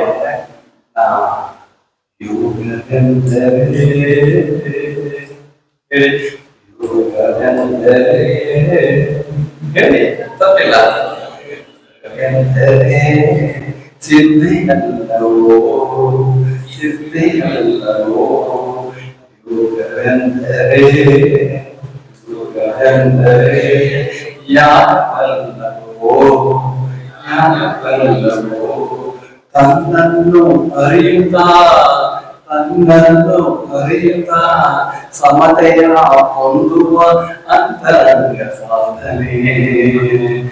ಅಂತರಂಗ ಸಾಧನೆ ಇದೇ ಸರ್ವರಿಗೂ ಬೋಧನೆ, ಇದೇ ಸರ್ವರಿಗೂ ಬೋಧನೆ, ಯೋಗವೆಂದರೆ. ನಮಸ್ಕಾರ, ಥ್ಯಾಂಕ್ ಯು ಸೋ ಮಚ್. ಪುಸ್ತಕ ನನಗೆ ನನಗೆ ಸ್ವಲ್ಪ ಸಂತೋಷ ಆಗ್ತಿದೆ ನಿಜ ಹೇಳ್ಬೇಕಂದ್ರೆ. ಗ್ರಂಥ ಅನ್ಬೇಕು, ಪುಸ್ತಕ ನಿಜ. ಯಾಕಂದ್ರೆ ಇದು ಸೈಜ್ ಮೇಲೆ ನೋಡ್ಕೊಂಡು ಹೋಗಿಲ್ಲ, ಅದಕ್ಕೆ ಹೊರಗಡೆ ಕ್ವಾಲಿಟಿ ಕಾಂಟೆಂಟ್ ಇದೆಯಲ್ಲ. ಈ ಭಗವದ್ಗೀತೆ ತಗೊಂಡ್ರೆ ಚಿಕ್ಕದಾಗಿದೆ ಇವಾಗೆಲ್ಲ, ಕಾಂಟೆಂಟ್ ಮುಖ್ಯ. ಅದಕ್ಕೋಸ್ಕರವಾಗಿ ನಾನು ಎಷ್ಟು ರೆಸ್ಪೆಕ್ಟ್ಫುಲ್ ಆಗಿ ಓದ್ತೀನಿ ಅಂದ್ರೆ ಹಿಂಗೆ ಇಟ್ಕೊಳ್ತೇವೆ ಕೆಲಸ ನಿಜ ಆಗ್ಬೇಕಂದ್ರೆ. Just nobody is watching, okay ಹಾಗೆ ಆಗಪ್ಪ ಎಂತ ಅಂತ ಓದಿ ಕುಳಿತುಕೊಂಡು ಶ್ರದ್ಧೆಯಿಂದ ನನ್ನ ಅಂಕಕ್ಕೆ ನೀವು ಬಂದು ನೋಡಿ. ಬಹುಶಃ ನನ್ನ ಕೈಲಿ ಒಂದು ಪುಸ್ತಕ ಇದ್ದೇ ಇರುತ್ತೆ, ಹೋಗ್ತಾ ರಸ್ತೆಯಲ್ಲಿ ಇನ್ನೊಂದು 30 seconds ಇದೆ ನಾವು ಮೀಟ್ ಮಾಡಕ್ಕಲ್ಲಿ ಓದ್ಬಿಡೋಣ ಅಂತ ಸ್ವಲ್ಪ ಓದ್ಬಿಟ್ಟು ಅಂದ್ರೆ ಮಾಡ್ಕೊಡ್ತೀನಿ. ಆನೆಸ್ಟ್ಲಿ ಅದರಿಂದ ಜೀವನದಲ್ಲಿ ಪ್ರತಿಯೊಂದು ನಿಮಿಷ ಬಹಳ ಮುಖ್ಯ. ವೇಸ್ಟ್ ಮಾಡಬೇಡಿ ದಯವಿಟ್ಟು. ಪ್ರತಿಯೊಂದು ಕೂಡ ಹೆಚ್ಚು ದಿವ್ಯವಾದ ಮೊಮೆಂಟ್ಸ್, ಅಮೃತಮಯವಾದಂತಹ ಘಟನೆಗಳು ಆಗಿರೋದು. ವಿದ್ಯೆಯನ್ನ ಜ್ಞಾನದ ಹಿಂದೆ ಹೋಗಿ, ನೀವು ಯೋಗದ ಹಿಂದೆ ಹೋಗಿ, ಜೀವನ ಎಂದೆಂದೂ ನಿಮ್ಗೆ ಭವ್ಯವಾಗಿಯೇ ಇರುತ್ತಲ್ಲಪ್ಪ. ಅದ್ರಲ್ಲಿ ಫೇಲ್ ಆದ್ರೂ ಸಂತೋಷ, ಫೇಲೇ ಆಗೋದಿಲ್ಲ ಆದ್ರೂ ಸಂತೋಷ. ಮಾಡಕ್ಕಾಗಲಿಲ್ಲ ಕೆಲವು ವಾಸನೆಗಳು ಅಲ್ವಾ. ಹಾಗಿದೆ ಅದು ಮನಸ್ಸು ಫಸ್ಟ್ ಹೋಗ್ಬೇಕು, ಮುಂದೆ ಯಾವ ಬಾಡಿ ಫಾಲೋ ಮಾಡುತ್ತೆ. ಅವರೆಲ್ಲ ಹೇಳ್ಕೊಡ್ತಾರೆ, ಎಕ್ಸ್ಪರ್ಟ್ಸ್ ಇದ್ದಾರೆ ಅವರೆಲ್ಲ, ಆಯ್ತಲ್ಲ. ಬರೀ ಯೋಗಿ ಅಂತ ಹೆಸರಿಟ್ಕೊಂಡ್ಬಿಟ್ರೆ ಯೋಗಿ ಆಗ್ಬಿಡಲ್ಲ.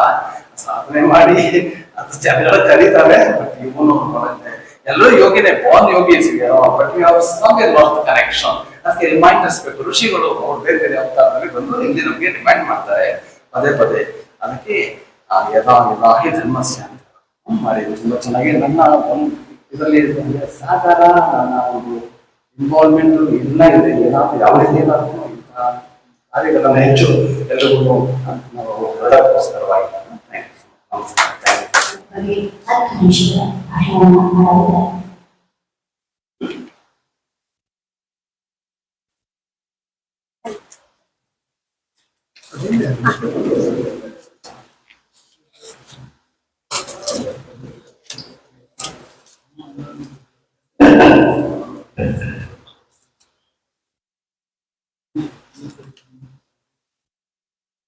ಯೋಗ್ಯರಾದ ಸನ್ಮಾನ್ಯ ಶ್ರೀನಿವಾಸ ಅಕ್ಕರ್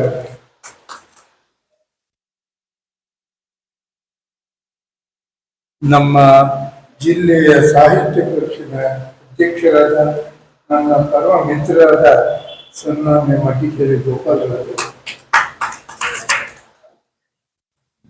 ಸನ್ಮಾನ್ಯ ಡಾಕ್ಟರ್ ಯೋಗಣ್ಣನವರೇ, ಹಿರಿಯರಾದ ವಾಜಪೇಯಿ ಅವರೇ, ನನ್ನ ಪರಮ ಮಿತ್ರರಾದ ಯೋಗಿ ಡಾಕ್ಟರ್ ನೀಲಕಂಠ ಕುಲಕರ್ಣಿಯವರೇ, ಇಂದಿನ ಕಾರ್ಯಕ್ರಮದ ಸಂಪೂರ್ಣ ಜವಾಬ್ದಾರಿ ಹೊತ್ತು ವಿವಾದಿಯಾಗಿರ್ತಕ್ಕಂಥ ಹಿಮಾಲಯ ಪ್ರತಿಷ್ಠಾನದ ಅಧ್ಯಕ್ಷರಾದ ಅನಂತರವರೇ, ಹಿರಿಯರೇ, ಮಿತ್ರರೇ, ಕನ್ನಡಾಂಬರೆಯ ಸುಪುತ್ರ, ನಿಮಗೆಲ್ರಿಗೂ ನಮಸ್ಕಾರ. ನನಗೆ ಸನ್ಮಾನ್ಯ ನೀಲಕಂಠ ಕುಲಕರ್ಣಿ ಅವರು ಸುಮಾರು 12 ವರ್ಷದ ಪರಿಚಯ. ಅವರು ತಮ್ಮ ಪುಸ್ತಕದ ಬಗ್ಗೆ ಕನ್ನಡ ಸೂತ್ರಗಳನ್ನ ಕನ್ನಡದಲ್ಲಿ ಮಾಡಿದಾಗ ಅದನ್ನ ಪರಿಷ್ಕರಣೆ ಮಾಡಿಕೊಡ್ಬೇಕು ಹಾಗೂ ಅದಕ್ಕೆ ಮುನ್ನುಡಿ ಬರಬೇಕು ಅಂದಾಗ ನಾನು ಅದಕ್ಕೆ ಅರ್ಹನಲ್ಲ, ನಾನು ಯಾವ ವಿಧದ ಯೋಗಿಯೂ ಅಲ್ಲ, ಯೋಗ ಅಭ್ಯಾಸ ಮಾಡಿದವನು ಅಲ್ಲ, ಕೇವಲ ಇಂಜಿನಿಯರು ಎಲ್ಲೋ ಉಪಾಧ್ಯಾಯ ವೃತ್ತಿ 8 ವರ್ಷ ಮಾಡಿದೆ, ಸರ್ವಿಸ್ ಆಗಿದೆ, ಕತ್ತೆ ಸರ್ವಿಸ್ ಅಂತಲ್ಲ ಆ ಥರ. ಹಾಗೆ ಹೇಳಿದ್ರೆ ಇಲ್ಲ ಇಲ್ಲ ಹಾಗೆಲ್ಲ ನೀವು ಮಾಡಲೇಬೇಕು ಅಂತ ಹೇಳಿದ್ರಿಂದ ಅವರ ಮಾತಿಗೆ ಒಳಪಟ್ಟು ಆ ಪುಸ್ತಕದ ಸ್ವಲ್ಪ ಪರಿಷ್ಕರಣೆ ಮಾಡಲಿ, ಮುನ್ನುಡಿ ನೋಡುತ್ತೆ. ಹಾಗಾಗಿ ಇವತ್ತು ಈ ಕಾರ್ಯಕ್ರಮದಲ್ಲಿ ಇದ್ದೀನಿ. ಮೊದಲನೇದಾಗಿ ಯೋಗಕ್ಕೆ ಮೂಲ ಪುರುಷ ಮಹರ್ಷಿ ಪತಂಜಲಿ. ಹಾಗಾಗಿ ಪತಂಜಲಿಯ ಬಗ್ಗೆ ನಮಸ್ಕಾರ ಮಾಡ್ತಿದ್ರೆ ಸಾಧ್ಯವಿಲ್ಲ, ಒಂದು ಶ್ಲೋಕ ಓದ್ತೇನೆ. ಯೋಗೇನ ಚಿತ್ತಸ್ಯ ಪದೇನ ವಾಚಂ ಬಲಂ ಶರೀರಸ್ಯ ಚ ವೈದ್ಯಕೇನ ಯೋಪಾಕರೋಕ್ತಂ ಪ್ರವರಂ ಮುನೀನಾಂ ಪತಂಜಲಿಂ ಪ್ರಾಂಜಲಿರಾನತೋಸ್ಮಿ. ನಮ್ಮ ಚಿತ್ತ ಶುದ್ಧಿ, ಮನಃಶುದ್ಧಿ, ಶರೀರ ಶುದ್ಧಿ ಎಲ್ಲವನ್ನೂ ಮಾಡ್ತಕ್ಕಂಥ ಯೋಗ ಸೂತ್ರಗಳನ್ನ ಯೋಗ ದರ್ಶನ ರಚಿಸಿದ ಮಹಾಗುರು ಪತಂಜಲಿಗೆ ನಮ್ಮೆಲ್ಲರ ನಮಸ್ಕಾರ. ನಮ್ಮ ಪ್ರಾಚೀನ ಭಾರತದ ಜ್ಞಾನ ಭಂಡಾರದಲ್ಲಿ ಇರ್ತಕ್ಕಂಥ ಗ್ರಂಥಗಳಲ್ಲೆಲ್ಲ 6 ವಿಧವಾಗಿ ದರ್ಶನಗಳನ್ನಾಗಿ ವಿಂಗಡಿಸಲಾಗಿದೆ. ಷಡ್ ದರ್ಶನಗಳು ಅಂತ ಹೆಸರು. ಈ ಷಡ್ ದರ್ಶನಗಳನ್ನ ಮೀಮಾಂಸಾ, ಸಾಹಿತ್ಯ, ಶ್ರುತಿ ಇತ್ಯಾದಿಯಾಗಿ ಹಾಕಿಸಿ 6ನೇ ಸ್ಥಾನವನ್ನ ಯೋಗ ದರ್ಶನಕ್ಕೆ ಕೊಡಲಾಗಿದೆ. ಅದು ಪತಂಜಲಿ ಮಹರ್ಷಿಯವರು ಬರೆದ ಪಾತಂಜಲ ಯೋಗ ದರ್ಶನ. ಈ ಯೋಗ ದರ್ಶನವನ್ನ ಅವರು ವಿವರವಾಗಿ ಬರೀಲಿಲ್ಲ, ಕೇವಲ ಕ್ಯಾಪ್ಸ್ಯೂಲ್ಸ್ ಅಂತ ಹೇಳ್ತೀವಲ್ಲ, ಇವರು ಮಾತ್ರೆ ಕೊಡ್ತಾರೆ ಡಾಕ್ಟರ್, ಕ್ಯಾಪ್ಸ್ಯೂಲ್ಸ್ ಇಷ್ಟು ಕೊಟ್ರೆ ಅಷ್ಟು ಪರಿಣಾಮ ಆಗ್ಬೇಕು, ಗುಣ ಹೊಂದಬೇಕು. ಆ ತರ ಸೂತ್ರಗಳ ರೂಪದಲ್ಲಿ 195 ಸೂತ್ರಗಳನ್ನ ಅವರು ರಚಿಸಿದ್ರು. ಆ ಸೂತ್ರಗಳನ್ನ 4 ವಿಭಾಗ ಮಾಡಿದ್ರು. ಒಂದೊಂದನ್ನು ಪಾದ ಎಂದು ಕರೆದರು. ಆ 4 ಪಾದಗಳನ್ನ ಸಮಾಧಿ, ಧ್ಯಾನ, ವಿಭೂತಿ, ಕೈವಲ್ಯ ಎಂಬುದಾಗಿ ಕರೆದರು. ಏನು ಕೈವಲ್ಯ ಅಂದ್ರೆ, ಕೈವಲ್ಯನೇ ಅದರ ಕೊನೆಯ ಗುರಿ, ಅಂತಿಮ ಗುರಿ. ಮನುಷ್ಯ ಕೈವಲ್ಯ ಮೋಕ್ಷವನ್ನ ಸಾಧಿಸಬೇಕಾದ್ರೂ ಒಂದು ಪ್ರಕೃತಿ ಮಾರ್ಗವನ್ನು ಹಿಡಿಬೇಕು. ಅದನ್ನ ಹೇಗೆ ಸಾಧಿಸಬೇಕು ಅನ್ನೋದಕ್ಕೆ ಈ 195 ಸೂತ್ರಗಳನ್ನ ಮುಟ್ಟಿದೆ. ಈ 195 ಸೂತ್ರಗಳನ್ನ ಅಭ್ಯಾಸ ಮಾಡಿ ಸಿದ್ಧಿಸಿಕೊಳ್ಳಬೇಕಾದ್ರೆ 8 ವಿಧದ ವಿಷಯಗಳನ್ನ ರೂಢಿ ಆಗ್ಬೇಕು. ಅಷ್ಟಾಂಗಗಳು ಅಂತ ಅದನ್ನು ಕರೆದರು. ಆದ್ರಿಂದಲೇ ಅದಕ್ಕೆ ಅಷ್ಟಾಂಗ ಯೋಗ ಅಂತ ಕರೀತಾರೆ. ನಾನು ಹೆಚ್ಚಿಗೆ ಏನಾದ್ರೂ ಮಾತಾಡಿದ್ರೆ ಯೋಗಿಗಳು ನನ್ನ ಕ್ಷಮಿಸ್ಬೇಕು, ನಾನು ಅಜ್ಞಾನಿ, ಏನು ಗೊತ್ತಿಲ್ಲ, ತಮ್ಮ ಮುಂದೆ ಮಾತಾಡೋ ಅರ್ಹತೆ ಇಲ್ಲ. ಆದರೂ ಕೂಡ ಅಲ್ಪ ಜ್ಞಾನದಲ್ಲಿ ನನ್ನ ಅಲ್ಪ ಜ್ಞಾನವನ್ನು ಹಂಚಿಕೊಳ್ಳ ಬಯಸ್ತೇನೆ. ಅದು ನಮ್ಮ ಕಸ್ತೂರಿ ಕನ್ನಡದಲ್ಲಿ. ಈ 8 ಅಂಗಗಳು ಯಮ, ನಿಯಮ, ಆಸನ, ಪ್ರಾಣಾಯಾಮ, ಪ್ರತ್ಯಾಹಾರ, ಧಾರಣ, ಧ್ಯಾನ ಹಾಗೂ ಅಂತಿಮವಾಗಿ ಸಮಾಧಿ. ಯೋಗಿಗಳನ್ನ ನಾವು ಹೇಳ್ತೀವಿ, ಋಷಿವರಿಯನ್ನ ಹೇಳ್ತೀವಿ, ಹಿಂದಿನ ಋಷಿವರನ್ನ ಅವರು ಸಮಾಧಿ ಸ್ಥಿತಿಯಲ್ಲಿದ್ರು ಅಂತ ಹೇಳ್ತೀವಿ. ಏನದು ಸಮಾಧಿ ಸ್ಥಿತಿ ಅಂದ್ರೆ ಶ್ರೀಕೃಷ್ಣ ಭಗವದ್ಗೀತೆಯಲ್ಲಿ ಹೇಳ್ತಾನೆ, ಅರ್ಜುನ ಕೇಳ್ತಾನೆ ಕೃಷ್ಣ ಏನ ಸ್ಥಿತ ಪ್ರಜ್ಞಸ್ಯ ಕಾಭಾಷ ಸಮಾಧಿಸ್ತಸ್ಯ ಕೇಶವ ಸ್ಥಿತದಿ ಕಿಂ ಪ್ರಭಾಷೇತ ಕಿಮಾಸೀತ ವ್ರಜೇತ ಕಿಂ ಎಂಬುದಾಗಿ. ಅಂದ್ರೆ ಈ ನಮ್ಮ ಪ್ರಜ್ಞೆ, ನಮ್ಮ ಆತ್ಮ, ನಮ್ಮ ಬುದ್ಧಿಯನ್ನ ಯಾವ ರೀತಿ ಒಂದು ಸ್ಥಿಮಿತದಲ್ಲಿ ಇಟ್ಕೋಬೇಕು, ಯಾವ ರೀತಿ ಅದನ್ನ ಒಂದು ಝೀರೋ ಸ್ಟೇಟ್, ಶೂನ್ಯ ಸ್ಥಿತಿಗೆ ತರಬೇಕು ಎಂಬುದಾಗಿ ಅರ್ಜುನ ಕೇಳ್ತಾನೆ. ಆವಾಗ ಕೃಷ್ಣ ಹೇಳಲು ಒಂದು ಶ್ಲೋಕ ಹೇಳ್ತೇನೆ. ದುಃಖೇಶ್ವರುತ್ನಮನಾಹ ಸುಖೇಶು ವಿಗತಸ್ಪೃಹ ವೀತ ರಾಗ ಭಯ ಕ್ರೂರು ಸ್ಥಿತಲಿ ಮುನಿರ್ಚತೆ ಎಂಬುದಾಗಿ ಹೇಳ್ತಾರೆ ಕೃಷ್ಣ. ಏನು ಹಾಗಂದ್ರೆ ದುಃಖದಲ್ಲಿ ಅನುದ್ವಿಗ್ನ ಮನಸ್ಸಿನಲ್ಲಿ ಯಾವ ಉದ್ವಿಗ್ನತೆಯನ್ನು ಉಳಿಸ್ಕೋಬಾರದು. ಸುಖದಲ್ಲಿ ಯಾವ ಒಂದು ಅತಿಯಾದ ಒಂದು ಅನುಭವವನ್ನು ನಿಷ್ಪ್ರಹರಾಗಿರ್ಬೇಕು. ಹಾಗೂ ರಾಗ ಭಯ ಕ್ರೋಧ ಮುಂತಾದವುಗಳನ್ನ ವೀತ ಸಂಪೂರ್ಣವಾಗಿ ಕಳೆದುಕೊಂಡು ಒಂದು ಸ್ಥಿತಿಯನ್ನ ನಮ್ಮ ಮನಸ್ಸಿಗೆ ಬುದ್ಧಿಗೆ ಕೊಟ್ಟು ಅದನ್ನ ಒಂದೇ ಸ್ಥಳದಲ್ಲಿ ನಿಲ್ಲಿಸ್ತಕ್ಕಂಥ ಶಕ್ತಿಯನ್ನು ಉಳ್ಳವನ್ನ ಮುನಿ ಎಂಬುದಾಗಿ ಕರಿತೀವಿ ಎಂಬುದಾಗಿ ಕೃಷ್ಣ ಹೇಳ್ತಾನೆ. ಅದೇನೇ ಸಮಾಧಿ ಅನ್ನೋದು. ಯೋಗದಲ್ಲಿ ಹೇಳ್ತಕ್ಕಂಥ ಸಮಾಧಿ ಸ್ಥಿತಿ ಅದು. ಆ ಕೊನೆಯ ಸ್ಥಿತಿಯನ್ನು ಪಡೆಯೋದು ಹೇಗೆ ಆಧ್ಯಾತ್ಮ ರೂಪದಿಂದ ಅನ್ನೋದನ್ನ ಪತಂಜಲಿಯವರು 195 ಸೂತ್ರಗಳ ಮುಖಾಂತರ ತಿಳಿಸಿದ್ರು. ಅದು 2500 ವರ್ಷಗಳ ಹಿಂದೆ. ಏನಾಗೋಯ್ತು ಅಂದ್ರೆ ನಮ್ಮ ದೇಶದಲ್ಲಿ ಅದನ್ನ ಅಭ್ಯಾಸ ಮಾಡುವವರ ಕೊರತೆ ಎದ್ದು ಬಂದು ಸುಮಾರು 1000 ವರ್ಷಗಳ ಕಾಲ ಅಷ್ಟೊಂದು ಜನ ಪ್ರಾಕ್ಟೀಸ್ ಮಾಡಲಿಲ್ಲ ಅದನ್ನ. ಆ ಪುಸ್ತಕದ ಬಗ್ಗೆ ಅನೇಕ ಕಾಮೆಂಟ್ರಿಗಳು, ಭಾಷ್ಯಗಳು, ಪುಸ್ತಕಗಳು ಬಂದರೂ ಕೂಡ ಯಾರು ಮಾಡಲಿಲ್ಲ. ಸುಮಾರು 1100 ವರ್ಷದ ಹಿಂದೆ ಒಬ್ರು ಯಾಮನಾಚಾರ್ಯರು ಅನ್ನೋರು, ಅವರು ರಾಮಾನುಜಾಚಾರ್ಯರ ಗುರುಗಳು. ತಮಿಳುನಾಡಿನಲ್ಲಿದ್ದ ರಾಮಾನುಜಾಚಾರ್ಯ ವಿಶಿಷ್ಟಾದ್ವೈತ ಸಿದ್ಧಾಂತ ಮಾಡಿದ ರಾಮಾನುಜಾಚಾರ್ಯರ ಗುರುಗಳು ಅವರು. ಅವರ ತಾತ ಅವರು ನಾಥಮುನಿ ಎನ್ನುವರು ಆ ಯೋಗವನ್ನ ಪುನರ್ಜೀವನ ಮಾಡಿ ಪೂರ್ತಿ ಅದನ್ನ ಅಭ್ಯಾಸ ಮಾಡೋದು ಹೇಗೆ ಅಂತ ಮಾಡಿದವರು ಸುಮಾರು 1100-1200 ವರ್ಷದಿಂದ. ನಂತರ ಅಭ್ಯಾಸ ಬಂತು. ಆ ಅಭ್ಯಾಸ ಕ್ರಮೇಣ ಬಂದು ತಮಿಳುನಾಡು ಅಲ್ಲೆಲ್ಲ ಇತ್ತು. ಈಗ ಸುಮಾರು 100-150 ವರ್ಷಗಳ ಹಿಂದೆ ಮೈಸೂರಿಗೆ ನಮ್ಮ ಮಹಾರಾಜರು ಚಾಮರಾಜ ಒಡೆಯರ್ ಕಾಲದಲ್ಲಿ ನಮಗೆ ಯೋಗಾಭ್ಯಾಸ ಬೇಕು ಅಂತ ಒಬ್ಬರನ್ನ ಕರೆಸಿದ್ರು. ಅವರ ಮಗನೇ ಮೈಸೂರಿನಲ್ಲಿ, ಅವರ ಮಗನಾದ ಯೋಗಾಸನ ಕೃಷ್ಣಮಾಚಾರ್ಯರು ಮೈಸೂರಿನಲ್ಲೇ ಸೆಟ್ಲ್ ಆಗಿ ಸುಮಾರು 100 ವರ್ಷದಿಂದ ಇದ್ರವರು. ಅವರು ಇಲ್ಲಿ ಸೆಟ್ಲ್ ಆಗಿ ಇಲ್ಲಿ ಯೋಗದ ಅಭ್ಯಾಸವೆಲ್ಲ ಮಾಡಿದ್ರು. ನಂತರ ಅವರ ಒಂದು ವರ್ಗದವರೇ ಆದ BKS ಅಯ್ಯಂಗಾರ್ಯರು ಮುಂತಾದವರು ಹಾಗೂ ಮೈಸೂರಿನಲ್ಲೇ ಇದ್ದ ಪಟ್ಟಾಭಿ ಜೋಯಿಸ್ ಮುಂತಾದವರೆಲ್ಲ ಅವರ ಶಿಷ್ಯರಾಗಿ ಇವತ್ತಿನ ದಿನ ಮೈಸೂರು ನಗರ, ನಮ್ಮ ನಗರ ಪ್ರಪಂಚದ ಯೋಗದ ಕ್ಯಾಪಿಟಲ್ ಆಗಿದೆ. ಇವತ್ತಿನ ದಿನ ಅದಾಗಬೇಕಾದ್ರೆ ಅವರುಗಳು ಕಾರಣ. ಪತಂಜಲಿ ಮೂಲ ಹೇಗೆ ಬಂತು ಅನ್ನೋದನ್ನ ಹೇಳಿದೆ. ಇದು ಒಂದು ವಿಷಯ. ಎರಡನೇದು, ಈ ಅಧಿಯೋಗ ಅನ್ನೋದು ಏನು ಅಂತ ನನಗೆ ಸುಮಾರು 12 ವರ್ಷದಿಂದ ಭಾರತೀಯ ವಿದ್ಯಾಭವನಕ್ಕೆ ಬಂದಾಗ ನಮ್ಮ ಅಧ್ಯಕ್ಷರಾಗಿದ್ದ ರಾಮಾನುಜಾರವರು, ಸಂಸ್ಥಾನದ ಅಧ್ಯಕ್ಷರಾಗಿದ್ದವರು, HMT ಅಧ್ಯಕ್ಷರಾಗಿದ್ದವರು, ಇವ್ರನ್ನ ನನಗೆ ಪರಿಚಯ ಮಾಡಿಕೊಟ್ರು. ಇವರು ಅವಾಗ ನಾನು ಈ ರೀತಿ ಬಹಳ ವರ್ಷದಿಂದ ಯೋಗ ಪ್ರಾಕ್ಟೀಸ್ ಮಾಡ್ತಿದ್ದೀನಿ.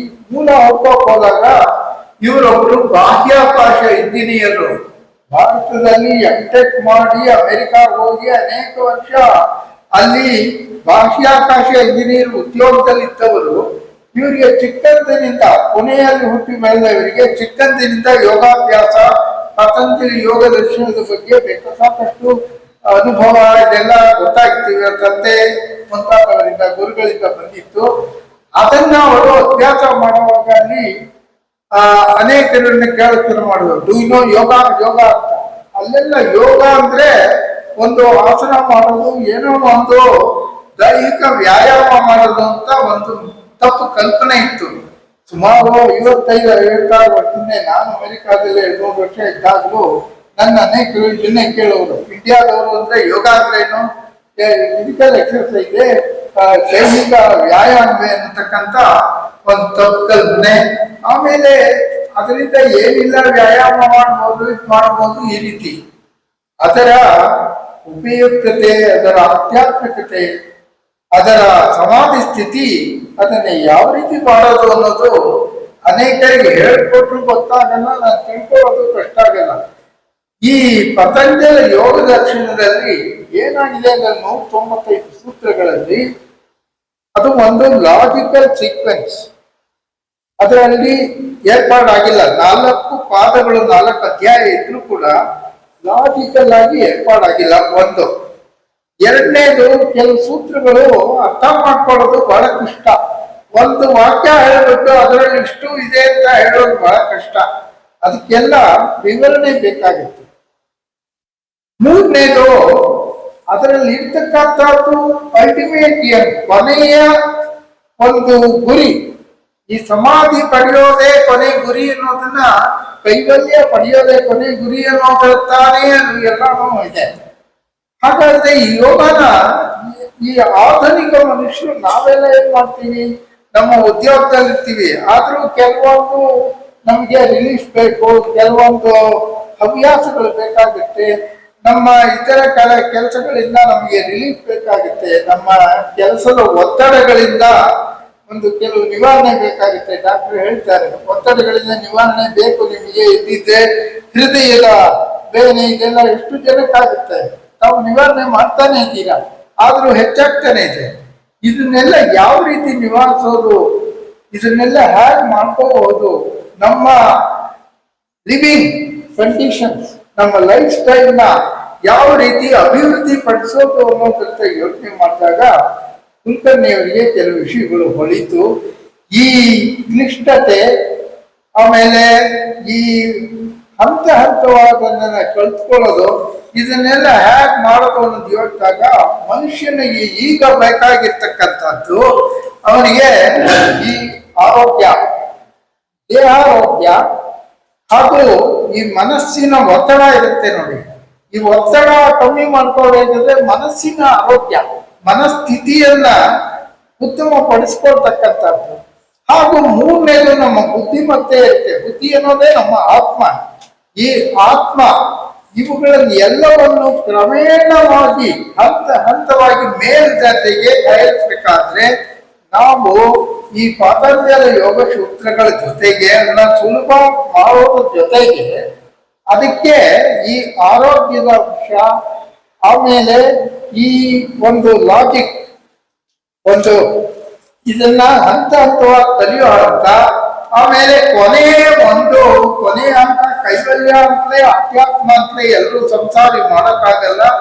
ಉದಾಹರಣೆಗೆ ನಮ್ಮ ದೇಹಾರೋಗ್ಯ ಹೇಗೆ ಇಂಪ್ರೂವ್ ಮಾಡ್ಕೋಬಹುದು, ನಮ್ಮ ಮಾನಸಿಕ ಸ್ಥಿರತೆಯನ್ನ ಹೇಗೆ ಕಾಪಾಡ್ಕೋಬಹುದು, ಹೊರಗಿನ ಆಕರ್ಷಣೆಗಳನ್ನ ಅದರಿಂದ ನಿವೃತ್ತಿ ಪಡೆದು ನಮಗೆ ಉತ್ತಮ ಮಾರ್ಗದಲ್ಲಿ ಯಾವ ರೀತಿ ನಮ್ಮ ಮನಸ್ಸನ್ನ ನಡೆಸುವಂತೆ ಮಾಡಬಹುದು, ಈ ರೀತಿ ಹಂತವಾಗಿ ಮಾಡಿ ಕೊನೆಯ ಅಧ್ಯಾತ್ಮದತ್ತ ಹೋಗಿ ಕೊನೆಯ ಸಿದ್ಧಿ ಅಥವಾ ಕೈವಲ್ಯವನ್ನು ಪಡೆಯೋದು ಹೇಗೆ ಅನ್ನೋದನ್ನ ಯಾಕೆ ಮಾಡಬಾರದು ಅಂತ ತೋರಿ ಇವರು ಆ ಹೊಸ ಅಂಶಗಳನ್ನೆಲ್ಲ ಸೇರಿಸಿ ಈ ಪತಂಜಲ ಯೋಗ ಸೂತ್ರಗಳನ್ನ ಉಪಯೋಗಿಸ್ಕೊಂಡು ಅದರ ರಿಪಿಟಿಷನ್ ಅದನ್ನೆಲ್ಲ ತೆಗೆದುಹಾಕಿ ಅದಕ್ಕೆ ಬೇಕಾದ ಸೂಕ್ತತೆಯನ್ನ ಕಂಡು ಯಾವ ರೀತಿ ಮಾಡಬಹುದು ಎಂಬುದಾಗಿ ಒಂದು ಪದ್ಧತಿಯನ್ನ ಮಾಡಿದ್ರು.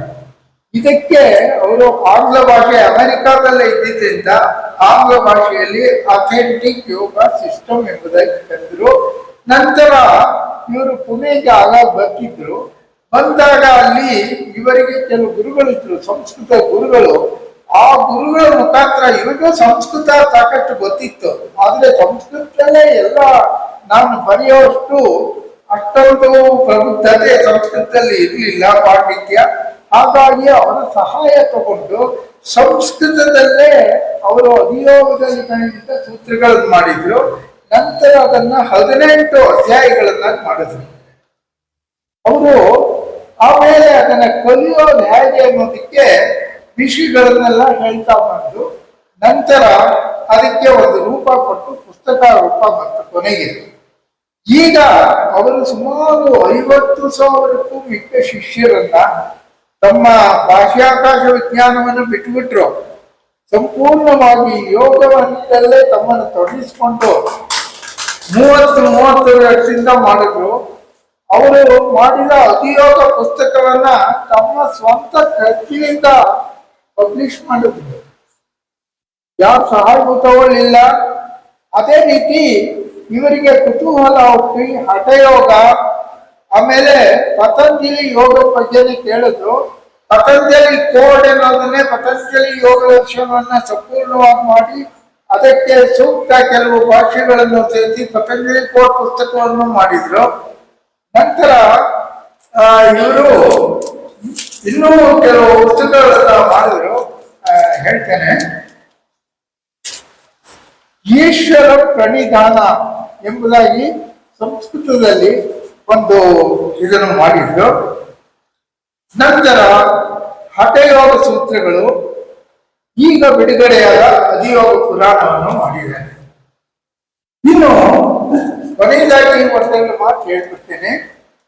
ಕನ್ನಡದಲ್ಲಿ ಇವರು ವ್ಯವಸ್ಥಿತ ಕಲಿಯುವಿಕೆಗೆ ಯೋಗವನ್ನ ಅಳವಡಿಸಿದ್ರು. ವ್ಯವಸ್ಥಿತವಾಗಿ ಯೋಗವನ್ನ ಅಧಿಯೋಗದಲ್ಲಿ ಅಳವಡಿಸಿದ್ದು. ಹಾಗೂ ಅಧಿಯೋಗವು ಕೇವಲ ಆಸನ, ದೈಹಿಕ ವ್ಯಾಯಾಮ ಕಲಿಕೆ ವ್ಯವಸ್ಥೆಯಲ್ಲ, ಅದು ಯೋಗ ದರ್ಶನದ ತತ್ವ, ಧ್ಯಾನ, ಯೋಗಾಭ್ಯಾಸ, ಉಸಿರಾಟದ ಕ್ರಮಬದ್ಧ ಅಭ್ಯಾಸ, ಶ್ಲೋಕ ಪಠಣ, ಚಿಕಿತ್ಸೆ, ಬೋಧನಾ ವಿಧಾನಗಳು, ಸೂಕ್ತ ಅಭ್ಯಾಸ ವಿಧಾನಗಳು ಮುಂತಾದವನ್ನೆಲ್ಲ ಒಳಗೊಂಡಿದೆ. ಇವರು ಒಂದು ಅಧ್ಯಾಯದಲ್ಲಿ ಏನ್ ಹೇಳ್ತಾರೆ, ಸೂತ್ರಗಳು ಸರಳ ಭಾಷೆಯಲ್ಲಿದೆ, ತನ್ನದೇ ಗುರಿಯನ್ನ ಅಭ್ಯಾಸಿಯು ರೂಪಿಸಿಕೊಂಡು ಹಂತ ಹಂತವಾಗಿ ಗುರಿಯನ್ನ ಮೇಲೇರಿಸ್ತಾ ಹೋಗ್ಬೋದು. ನಂತರ ಗುರುವಿನ ಅವಶ್ಯಕತೆಯು ಮುಖ್ಯ ಅಂತ ಹೇಳಿ ಒಂದು ಅಧ್ಯಾಯವನ್ನ ಗುರು ಯಾವ ರೀತಿ ಇರ್ಬೇಕ, ಯೋಗ ಗುರು, ಯೋಗ ಶಿಕ್ಷಕ ಯಾವ ರೀತಿ ಇರಬೇಕು, ಆತನ ಲಕ್ಷಣಗಳೇನು ಅನ್ನೋದ್ರ ಬಗ್ಗೆನೂ ಸೂತ್ರಗಳನ್ನ ರೂಪಿಸಿದ್ದಾರೆ. ನಂತರ ಕೆಲವರು ಇವನ್ನ ಪ್ರಶ್ನಿಸಿದ್ರು, ಯೋಗ ಮಾಡೋದ್ರಿಂದ ಇದಕ್ಕೆ ಕಾನೂನು ಇದೆಯೇ, ಯೋಗ ಕಲಿಯೋದಕ್ಕೆ ಈ ಕಾನೂನಿನ ಕೆಲವು ತೊಡಕುಗಳು ಕೆಲವು ದೇಶಗಳಲ್ಲಿ ಉಂಟು. ಹಾಗಾಗಿ ಇವರು ಸುಮಾರು 20-25 ದೇಶಗಳಲ್ಲಿ ಯುರೋಪ್ ದೇಶ ಮುಂತಾದ ಕಡೆ ಮಾಡಿರೋದ್ರಿಂದ ಹೀಗಾಗಿ ಇವರು ಅದನ್ನು ಕೂಡ ಕೆಲವು ಕೊನೆಯಲ್ಲಿ ವಿವಿಧ ವಿಷಯಗಳನ್ನ ಸೇರಿಸಿ 18 ಅಧ್ಯಾಯದಲ್ಲಿ ಬರೆದಿದ್ದಾರೆ. ಹೀಗೆ ಈ ಸುಮಾರು 160 ಸೂತ್ರಗಳನ್ನುಳ್ಳ ಇವರ ಕನ್ನಡದ ಸೂತ್ರಗಳು ಇವಾಗ ಕನ್ನಡಿಗರಿಗೆ ಲಭ್ಯವಿದೆ. ಕನ್ನಡಾಂಬೆಯ ಪಾದಕ್ಕೆ ಇವರು ಮರಾಠಿಗರಾದರೂ ಕೂಡ ಮೂಲತಃ ಕನ್ನಡಾಂಬೆಯ ಪಾದಕ್ಕೆ ಸಾಧನೆ ಮಾಡ್ತಿದ್ದಾರೆ. ಈ ದೇಶ ವಿದೇಶಗಳಲ್ಲಿ ಇವರು ಸದಾ ತಿರುಗುತ್ತಿದ್ರು ಕೂಡ ತಮ್ಮ ವಾರ್ಷಿಕ ಇದರಲ್ಲಿ ಸುಮಾರು 1 ತಿಂಗಳು 2 ಬಾರಿ ವರ್ಷಕ್ಕೆ ಇಲ್ಲಿ ಮೈಸೂರಿನಲ್ಲೇ ಕಲಿಬೇಕು ಅಂತ ಮೈಸೂರಿನಲ್ಲಿ ಕೆಲವು ಶಿಷ್ಯರು ಇದ್ದಾರೆ ಇವರಿಗೆ. ಹೀಗಾಗಿ ಮೈಸೂರಿನಲ್ಲೂ ಇರಬೇಕು ಅಂತ ಉತ್ಸಾಹದಿಂದ ಬಂದಿದ್ದಾರೆ. ಇಂಥವರು ನಮಗೆ ಈ ಕನ್ನಡದಲ್ಲಿ ಈ ಅಧಿಯೋಗ ಸೂತ್ರಗಳನ್ನು ಕೊಟ್ಟಿರ್ತಕ್ಕಂಥದ್ದು ನಮ್ಮೆಲ್ಲರ ಹೆಮ್ಮೆ. ಇದರ ಬಗ್ಗೆ 2 ಮಾತು ಹೇಳಿ ಭಾಗವಹಿಸೋದಕ್ಕೆ ನನಗೆ ಅವಕಾಶ ಕೊಟ್ಟ ತಮ್ಮೆಲ್ಲರಿಗೂ, ನಮ್ಮ ಯೋಗಿ ವರ್ಯರ ಮುಂದೆ ನನ್ನ ಅಳಿನ ಮಾತನ್ನ ಹೇಳೋದಕ್ಕೆ ಅವಕಾಶ ಕೊಟ್ಟಿದ್ದಕ್ಕೆ ಹಾಗೂ ತಮ್ಮೆಲ್ಲರಿಗೂ ನನ್ನ ಅನಂತ ನಮಸ್ಕಾರಗಳನ್ನು ಹೇಳ್ತಾ ಧನ್ಯವಾದಗಳು ಆಚಾರ್ಯರೇ. ಸತತ ಅಭ್ಯಾಸದಿಂದ ಮನಸ್ಸಾಗುವುದು ದೃಢ, ದೇಹವಾಗುವುದು ಸದೃಢ. ಅಭ್ಯಾಸಿಸಿ ಸದಾ ಯೋಗವನ್ನು, ಕಟ್ಟೋಣ ಶಾಸ್ತ್ರ ಸಮಾಜ. ಸಮಾಜವನ್ನು ತಿಳಿದಿರುತ್ತಾ ಈಗ ಈ ಕಾರ್ಯಕ್ರಮದ Kannada first, then I did the same thing. ಮೊದಲಿಗೆ ಅವರ ಬಗ್ಗೆ ಒಂದಿಷ್ಟು ವಿವರಣೆಯನ್ನು ನೀಡುತ್ತೇನೆ. ಡಾಕ್ಟರ್ ವೇದ ಕುಲಕರ್ಣಿ ಅವರು ಅಂತಾರಾಷ್ಟ್ರೀಯ ಮಟ್ಟದಲ್ಲಿ ಪ್ರಸಿದ್ಧ ಯೋಗ ಗುರುವಾಗಿದ್ದಾರೆ. ಇವರು ಕ್ಯಾಲಿಫೋರ್ನಿಯಾದಲ್ಲಿ ವಾಸಿಸಿದ್ದಾರೆ. ಅವರು ಆದಿಯೋಗ ಪದ್ಧತಿಯನ್ನ ರೂಪಿಸಿದ್ದು ಇದು ಯೋಗ ಮತ್ತು ಮಾನವ ಜೀವನದ ಎಲ್ಲ ಅಂಗಗಳನ್ನ ಒಳಗೊಂಡಿದ್ದು 21ನೇ ಶತಮಾನದ ವಿದ್ಯಾರ್ಥಿಗಳಿಗೆ ಸೂಕ್ತವಾಗಿದೆ. ಇವರು ಅನೇಕ ಮೂಲ ಕೃತಿಗಳನ್ನ ರಚಿಸಿ ವಿಶ್ವದಾದ್ಯಂತ 1200ಕ್ಕೂ ಹೆಚ್ಚು ಪ್ರಾಮಾಣಿಕ ಯೋಗ ಗುರುಗಳನ್ನು ಕೂಡ ತಯಾರು ಮಾಡಿದ್ದಾರೆ. ಅವರ ಕೃತಿಗಳನ್ನು www.adiyoga.com ವೆಬ್ಸೈಟ್ನಲ್ಲಿ ಕೂಡ ವೀಕ್ಷಿಸಬಹುದು. ಡಾಕ್ಟರ್ ವೇದ ಕುಲಕರ್ಣಿ ಅವರು ತಮ್ಮ ಆದಿಯೋಗ ಪದ್ಧತಿಯನ್ನು Adiyoga authentic yoga system of Neel Kulkarni ಎಂಬ ಕೃತಿಯನ್ನು 2013ರಲ್ಲಿ ಬರೆದರು. ಇದಕ್ಕೆ ಗೌರವ ಡಾಕ್ಟರೇಟ್ ದೊರಕಿದ್ದು ಇದು ಇತಿಹಾಸದಲ್ಲಿ 2ನೇ ಯೋಗ ಸೂತ್ರಗಳು ಎಂಬ ಕೀರ್ತಿಗೆ ಪಾತ್ರವಾಗಿದೆ. ಮೊದಲನೆಯದು ಪತಂಜಲಿಯ ಯೋಗ ಸೂತ್ರಗಳು. ಕನ್ನಡ ಚಪ್ಪಾಳೆಯೊಂದಿಗೆ ಅವರನ್ನ ಗೌರವಿಸೋಣ. ಈ ಪ್ರಸ್ತುತ ಗ್ರಂಥದಲ್ಲಿ ಅವರ ಸೂತ್ರಗಳು ನವೀನ್ ಜಾಧವ್ ಅವರ ಮೂಲಕ ಕನ್ನಡ ಭಾಷೆಯಲ್ಲಿ ಲಭ್ಯವಾಗಿವೆ. ಅನಂತರ ಸಂಪೂರ್ಣ ಅಧಿಯೋಗ ಭಾಷೆಯ ಕನ್ನಡ ಅನುವಾದವು ಪುಸ್ತಕವು ಪ್ರಕಟವಾಗಿದೆ ಎಂಬ ನಿರೀಕ್ಷೆಯಲ್ಲಿದ್ದೇವೆ. ಇವರಿಗೆ ರಾಮಕೃಷ್ಣ ಅವಾರ್ಡ್ 2018ರಲ್ಲಿ ಪತಂಜಲಿ ಕೋಡ್ ಎಂಬ ಗ್ರಂಥಕ್ಕೆ ಸಿಕ್ಕಿದೆ. ಹಾಗೆ ರಾಜಯೋಗ ಸೂತ್ರ, ಈಶ್ವರ ಪರಿಧಾನ, ಇವರಿಗೆ 45 ವರ್ಷಗಳ ಯೋಗದ ಅನುಭವವಿದ್ದು ಇವರು ಆಯುರ್ವೇದ ಹಾಗೂ ನ್ಯಾಚುರೋಪತಿ ಇದರಲ್ಲೂ ಕೂಡ ಪರಿಣಿತಿಯನ್ನ ಹೊಂದಿದ್ದಾರೆ. ಇವರು 2015-16ನೇ ಸಾಲಿನಲ್ಲಿ ರಷ್ಯಾದಲ್ಲಿ ಯೋಗ ದಿನದಂದು ಯೋಗದ ಬಗ್ಗೆ ಅನೇಕ ರೀತಿಯಾಗಿ ವಿವರಣೆಯನ್ನ ಕೊಟ್ಟಿದ್ದಾರೆ. ಹಾಗೆ Australia, Italy, Germany, France, Spain, London, Australia, New Zealand ಹಾಗೆ ಥೈಲ್ಯಾಂಡ್ ಮತ್ತು ನಮ್ಮ ಭಾರತದಲ್ಲೂ ಕೂಡ ಇವರು ತಮ್ಮ ಯೋಗದ ಅನುಭವವನ್ನ ಹಂಚಿಕೊಂಡಿದ್ದಾರೆ. ಈಗ ಅವರು ಹೇಳಬೇಕಾಗಿರುವುದನ್ನು ನಾನು ಕನ್ನಡದಲ್ಲಿ ಅನುವಾದವನ್ನ ಮಾಡುತ್ತಿದ್ದೇನೆ. ಮೈಸೂರು ಸ್ನೇಹಿತರಿಗೆಲ್ಲ ನಮಸ್ಕಾರಗಳು. ಈ ಭಾನುವಾರದಂದು ನನ್ನ ಪುಸ್ತಕ ಬಿಡುಗಡೆ ಕಾರ್ಯಕ್ರಮಕ್ಕೆ ಸಮಯ ತೆಗೆದುಕೊಂಡು ತಾವೆಲ್ಲರೂ ಬಂದಿದ್ದಕ್ಕಾಗಿ ಡಾಕ್ಟರ್ ನೀಲಕಂಠ ಸರ್ ಅವರಿಂದ ನಮ್ಮೆಲ್ಲರಿಗೂ ಕೂಡ ಧನ್ಯವಾದಗಳು. ಮಹಾನ್ ಪಂಡಿತರು ಶ್ರೀ ಎ.ಡಿ. ಭಾಷ್ಯಂ ಆಚಾರ್ಯರು ಈ ಅಧಿಯೋಗ ಕೃತಿ ಮತ್ತು ಅದರ ವಿಧಾನವನ್ನು ಈಗಾಗಲೇ ತುಂಬಾ ಸುವಿವರವಾಗಿ ವಿವರಿಸಿದ್ದಾರೆ. ಮೂಲ ಅಧಿಯೋಗ ಕೃತಿ ಇಂಗ್ಲಿಷ್ ಮತ್ತು ಸಂಸ್ಕೃತದಲ್ಲಿ 2014ರಲ್ಲಿ ಮೈಸೂರಿನಲ್ಲಿ ಪ್ರಕಟವಾಗಿತ್ತು. ಇತ್ತೀಚೆಗೆ ಅವರ ಸ್ನೇಹಿತರಾದ ನವೀನ್ ಜಾಧವ್ ಅವರು ಈ ಅಧಿಯೋಗ ಸೂತ್ರಗಳನ್ನ ಕನ್ನಡಕ್ಕೆ ಅನುವಾದಿಸುತ್ತಿದ್ದಾರೆ. ಅವರಿಗೆ ತಮ್ಮೆಲ್ಲರ ಹೃದಯಪೂರ್ವಕ ಚಪ್ಪಾಳೆಯೊಂದಿಗೆ ಅವರಿಗೆ ಧನ್ಯವಾದಗಳನ್ನ ಹೇಳೋಣ. ಹಾಗೆ ಅವರ ಸ್ನೇಹಿತರು ಮತ್ತು ಅವರ ಶಿಷ್ಯರು O.M. ಪಾಟೀಲ್ ಅವರು ಈ ಮೂಲ ಪುಸ್ತಕವನ್ನು ಖರೀದಿಸಿದ ಮೊದಲು ವ್ಯಕ್ತಿ ಅವರಿಗೆ ಹೇಳದಂತೆ, ನನ್ನ ಕೃತಿ ನಿಮ್ಮ ಕೃತಿ ಬರೆದಿರೋದು ಪಂಡಿತರಿಗಷ್ಟೇ ಉಪಯೋಗ ಆಗುತ್ತೆ, ಸಾಮಾನ್ಯ ವಿದ್ಯಾರ್ಥಿಗಳಿಗೆ ಅದು ಅರ್ಥವಾಗುತ್ತಿಲ್ಲ ಅಂತ ಹೇಳಿದ್ರಂತೆ. ಆಗಾಗಲೇ ಅದನ್ನ ಸುಲಭವಾಗಿ ಹೇಗ್ ಮಾಡೋದು ಅಂತ ಹೇಳಿ ಅವರು ಒಂದು ಪ್ರಶ್ನೋತ್ತರ ಮಾದರಿಯಲ್ಲಿ ಒಂದು ಪುಸ್ತಕವನ್ನ ಅವರು ರಚನೆ ಮಾಡ್ತಾರೆ. ಆಗಾಗಲೇ ಅವರು 50,000ಕ್ಕಿಂತ ಹೆಚ್ಚು ವಿದ್ಯಾರ್ಥಿಗಳಿಗೆ ಈ ಅಧಿಯೋಗವನ್ನ ಅವರು ಬೋಧನೆ ಮಾಡಿದ್ರು. ಹಾಗೆ ಅವರು ಪಾಟೀಲ್ ಅವರಿಗೆ ಹೇಗ್ ಮಾಡ್ಬೇಕು ಅಂತ ಕೇಳಿದಾಗ ಅವರು ಒಂದು ಸಲಹೆಯನ್ನ ನೀಡಿದ್ರಂತೆ, ವಿದ್ಯಾರ್ಥಿಗಳ ಕಥೆಗಳನ್ನೇ ಬರೆಯಿರಿ, ಅವರ ಅನುಭವಗಳನ್ನ ಹಂಚಿಕೊಳ್ಳಿ, ನಿಮ್ಮ ಸ್ವಂತ ಅನುಭವಗಳನ್ನು ಕೂಡ ಸೇರಿಸಿ ಬರೆದರೆ ನೀವು ಹೀಗೆ ಮಾಡಿದರೆ ನೀವು ಸಮಾಜಕ್ಕೆ ಇನ್ನೂ ಉಪಯುಕ್ತವಾಗಿ ಇದನ್ನ ಕೊಡ್ಬೋದು ಅಂತ ಹೇಳಿದಾಗ ನಾನು ಇದನ್ನ ಮಾಡಬೇಕೆಂದುಕೊಂಡಿದ್ದೇನೆ.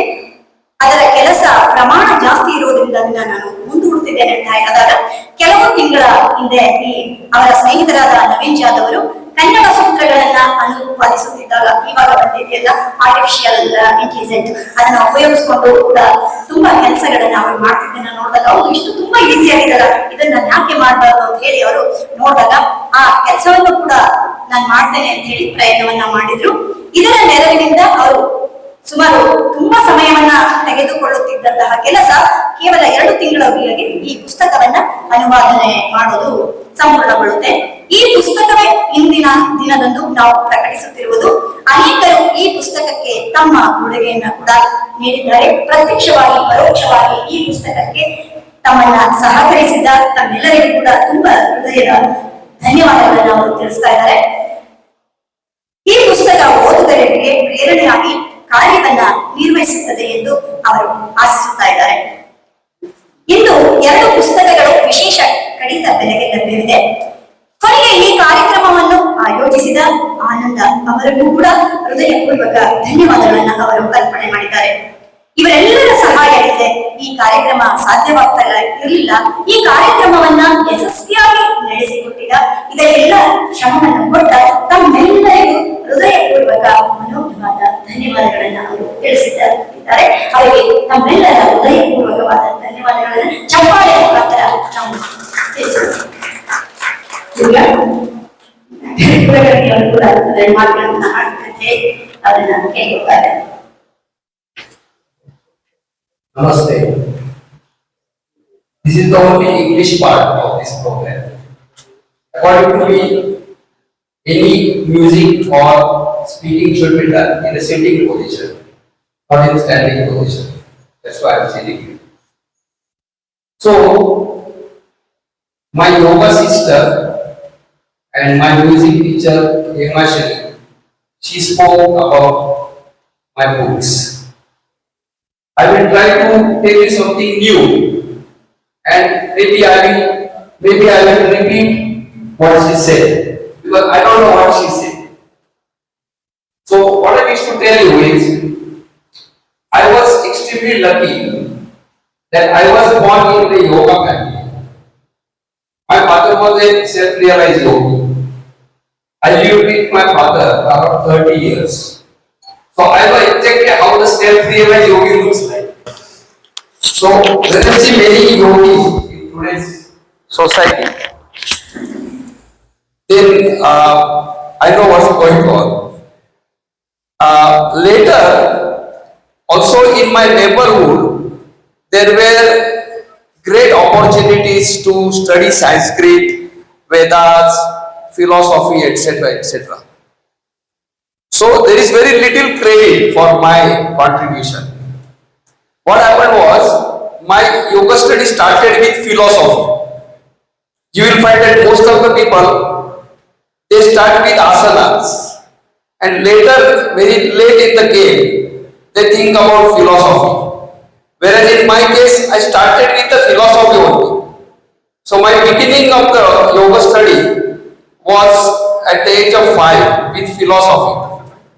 At the age of 8, I was already meditating. This was all because of my family. It was not because I did something special or like that. Then later what happened was, my father already knew that I was extremely interested in yoga, but our family was very, very poor. So he told me that you should first make yourself financially stable. So because of his suggestion, I went to IIT. And I did aerospace engineering, BTech and MTech. I also did masters in computer, Ayurveda and yoga, etc. After this, what happened is my yoga study continued. And then, when I was working in USA, at one point, the market collapsed and my job was lost. So my American boss, he told me I should go in yoga teaching with income. And that was very hard, because so far I was teaching almost 20 years without income. But then I had to teach in USA with income. And when I started teaching, what happened was, I created one system because of my engineering background. I decided that I want to teach in a particular way. Also, I already observed the Indian as well as American market, and I saw that there is a heavy confusion. Some people don't know what Ashtanga Yoga exercise mean and Ashtanga Yoga philosophy mean. Some people, they want to lose weight, but they are going to class which gains weight. Some people have some problems, but they are going to a yoga class which doesn't solve that problem. So there are many things, and there are many yoga teachers who are very famous yoga teachers, but they are famous because of asanas. And now their students are asking them to teach philosophy. So now they are forced to teach philosophy, and they are totally wrong in their philosophy. I can tell you 80% or more than 80 to 90% books on Patanjali Yoga Sutras in the world, they are totally wrong. So they are telling the people something which is not true, and the students are believing in that because they already benefited from their yoga exercise. So what I did was, I decided that I will not force anything on students. What I will do is, first I will ask the students what they want from my class. If they only want weight loss, I teach only weight loss. If they want weight gain, I give them very good food. Like this, only very few people, I can tell you, 80 to 90% people are only interested in exercise because of some problems, etc. Then 5% people only in the world, including myself, are interested in meditation. Only 2 or 3% are interested in philosophy, and only 1%, not even one, they understand philosophy. The problem is that the whole yoga philosophy is written in Sanskrit language. Unless you know Sanskrit very well, including grammar, you cannot understand that philosophy. Because in Sanskrit, what happens is one word or one even letter makes a difference. And Patanjali and those people, they are extremely great Sanskrit scholars, and they have a habit of writing very difficult. I think they purposefully write difficult. The Patanjali Yoga Sutra is not a joke. I think for an average Mysorean, they should give 5 years at least to study Patanjali Yoga Sutras. If they already know Sanskrit, then they should give 2 years. But anyway, that is up to them. So what happens is, I started creating a system which satisfies what a student wants. And that is the Adi Yoga system. So later what happened is, I taught in 20 countries, and I found that for whatever reason, social reason, financial reason, or whatever reason, generally non-Indian people are interested in this philosophy. Indian people are very busy with their life work, so they are interested in some therapeutic problems, etc., and little bit of exercises or fitness and health. So most of my books are translated into European languages. Then later I found that I should do something about Indian languages. So it was extremely difficult for me to find some translator. I can tell you, when I translated first one, that was Marathi, I went to all the famous universities. I could not find a single person who can translate my book in Marathi. So I was quite shocked. So I had to do that translation myself and get it checked by Marathi scholars. Then my second translation was very difficult because it was Hindi language. And my Hindi is not great. It is not bad, but it is not great. So I traveled the whole India from south to north, up to Ramdev and all those people. Nobody can translate it. So ultimately, I took help of the Google Translate and some other Hindi scholars, etc. And I translated it to Hindi language. And that was published last year in Tata Institute of Science in Bangalore by the same organization. Now, during this time, in last 6 years, I think, I got one philosophy student in Mysore. That is the person who is taking photographs, Naveen Jadhav. So he first took my small lessons on Patanjali. Then I saw that he is very interested. Plus he has a computer background. So this time when I came to Mysore, he said he will translate my sutras only, not the commentary. Commentary is around 90%, this is 10%. But he said he will translate it, and I was quite surprised that he did it in like 1 week or something like that. But then I thought, how come he did it in 1 week? And I saw that he's using artificial intelligence to do that. So I thought I should do the similar thing. Now I will tell you the last thing about this speech, so I won't bore you much. See, I'm publishing one book today called Adiyoga Purana. Purana means stories. So first what I did was, I wrote Adiyoga Sutras to encapture my whole system into a very scientific form. That time there was one person called O.M. Patil. He was 80 something year old. He died last year. And he told me that your book is totally useless for common people. It's only good for scholars. So I ignored him. Then later, while he was alive, but he was very, very sick, I think around 90 years old, I thought that maybe I should respect him. So what I did was, I wrote my entire system in a question-answer form. Like one person asks a question, another answers. Question, answer, question, answer. I wrote a small book just like this. And that book is called Adiyoga Upanishad. So I thought that O.M. Patil will be very happy. He said, no, he's not happy. He said, this is also complex. Then I told him what exactly I should do. He said, you should write the stories of your students. All the students, I got around more than 55,000 students. He said that some prominent stories, you write them. And then you write your own stories also, your life stories. And people will get entertained and they will love the stories. And they will, some of them will like to do yoga by reading the stories. So that is the Adiyoga Purana. Now, when I got this idea, O.M. Patil was already dead.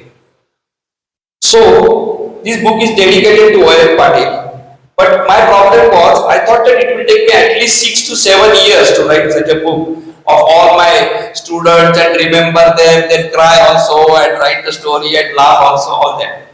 But then when I saw Naveen Jadhav using artificial intelligence, I also started using it. And I finished the whole book in 2 months in Mysore. And that is the book we are publishing today. So what I want to tell you now, the last thing is, first thing is that you should know why you are studying yoga, what you want from yoga. Accordingly, you should study. Then you need time and other lifestyle changes. It doesn't happen automatically. So you should try to make your lifestyle according to what you want. Suppose you want to become Olympic runner.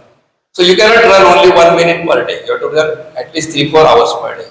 So you make your plan and enjoy that study. Don't try to make yourself miserable. That's the first thing I want to say. And the last thing I want to say is, see, I have been coming to Mysore for last 10 years. And I don't want to go into details, but I just want to give this suggestion that all the Mysore people, they should try to help each other for yoga and not create any division. So they should try to help each other. Doesn't matter if somebody does some mistake, forgive him. Go on enjoying the study of yoga. Don't try to judge somebody and try to tell him you are lower level, I am higher level and all that. It's not going to work. Otherwise what will happen is, with the time, the yoga in Mysore will go down or Western people will take over. Western people will take over. So try to become friends with each other and enjoy the yoga study. Every week have some program. It doesn't have to be book program. You can even eat some food, but try to enjoy the yoga study. Thank you. I will speak in English because both souls are sailing in the same direction, my soul and your soul. And you have raised certain very important questions. I will not take much of your time, it's already late. I really appreciate your enthusiasm for taking yoga, philosophy of yoga. You are sketching about the philosophy of yoga. See, the brain has a capacity to assimilate and keep keep for a long time, if you know what you are doing, how you are doing, why you are doing. So yoga is a science. Please remember, it is a science. It is not just like, it has science and philosophy. First you must understand the philosophy. Then you put them into action. So there is one in Kannada, there is one very important slogan. The first one. Everybody wants to be happy. Nobody wants to be unhappy. The purpose of life, the Creator has created this human being to be happy.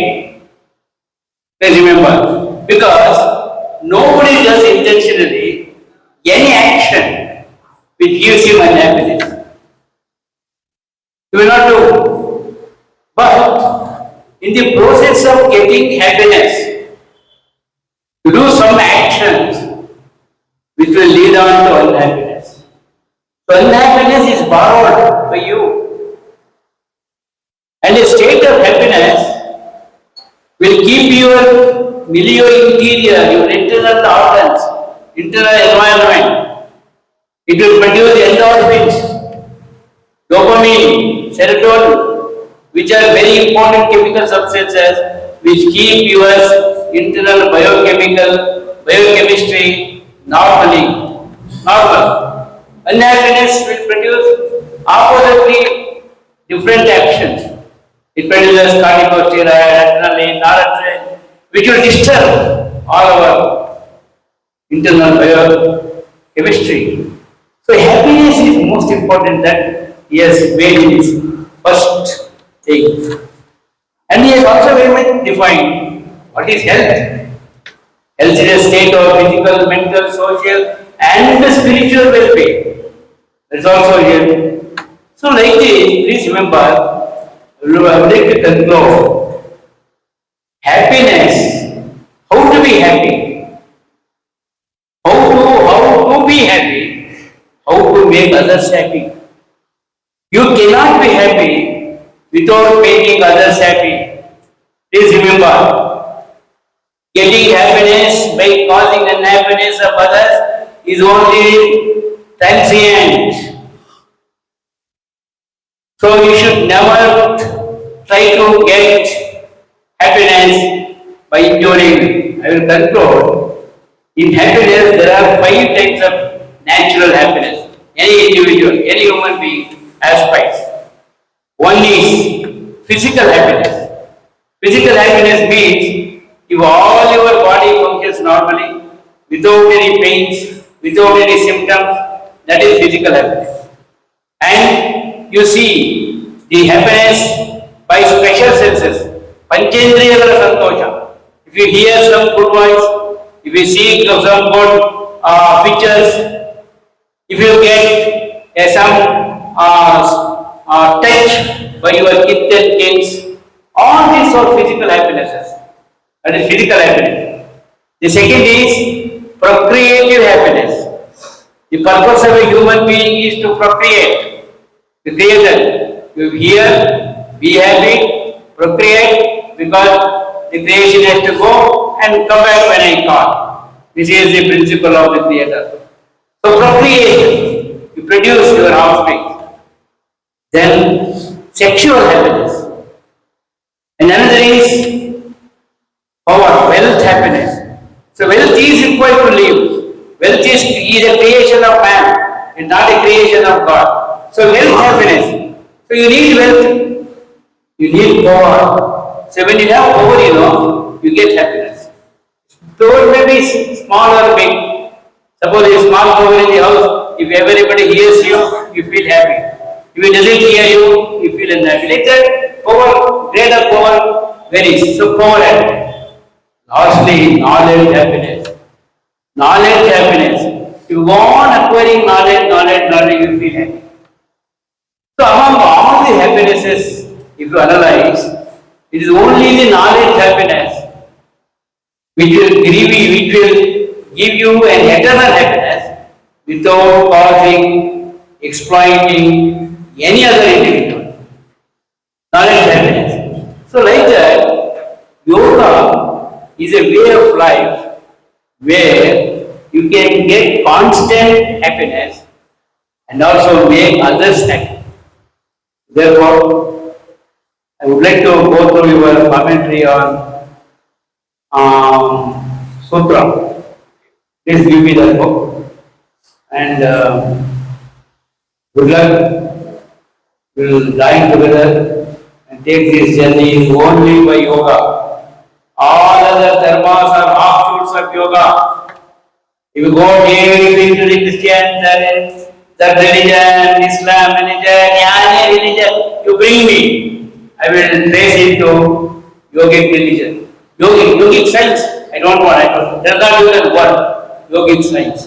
It is the yoga which can unite individuals across the globe, not dharmas. Thank you. ತಾಯಿ ಭುವನೇಶ್ವರಿಗೆ ನಮಸ್ತೆ. ನಾಳೆಯಿಂದ ಪ್ರಾರಂಭವಾಗುವ ಶರನ್ನವರಾತ್ರಿ ಸಂಭ್ರಮ ಮೈಸೂರಿನವರಿಗೆಲ್ಲ. ಇಂತಹ ಸಂಭ್ರಮದ ಮುನ್ನಾ ದಿವಸ ಏನು ಮಹಾಲಯ ಅಮಾವಾಸ್ಯೆ, ಎಲ್ಲ ಗುರು ಹಿರಿಯರು ಪಿತೃಗಳು, ದೇವ ಋಷಿ ಪಿತೃಗಳು ಎಲ್ರಿಗೂ ಗೌರವ ಸಲ್ಲಿಸುವಂತಹ ದಿನ ಇವತ್ತು. ನಾಳೆಯ ದಶಹರ ಹಬ್ಬದ ಶುಭಾಶಯಗಳನ್ನ ತಮ್ಮೆಲ್ರಿಗೂ ತಿಳಿಸ್ತಾ, ಹಾಗೆ ಇವತ್ತೇನು ನಾವು ಹಿರಿಯರನ್ನ ನೆನಪು ಮಾಡ್ಕೊಳ್ತಾ ಇದ್ದೀವಿ, ಪತಂಜಲಿ ಮಹಾಮುನಿಗಳಿಗೆ ಕೋಟಿ ಪ್ರಣಾಮಗಳನ್ನ ಅರ್ಪಿಸ್ತಾ, ಹಾಗೆ ನಮ್ಮ ಮೈಸೂರಿನ ಹೆಮ್ಮೆಯ ಯೋಗ ಗುರುಗಳು ಅರ್ಕ ಗುರುಗಳು.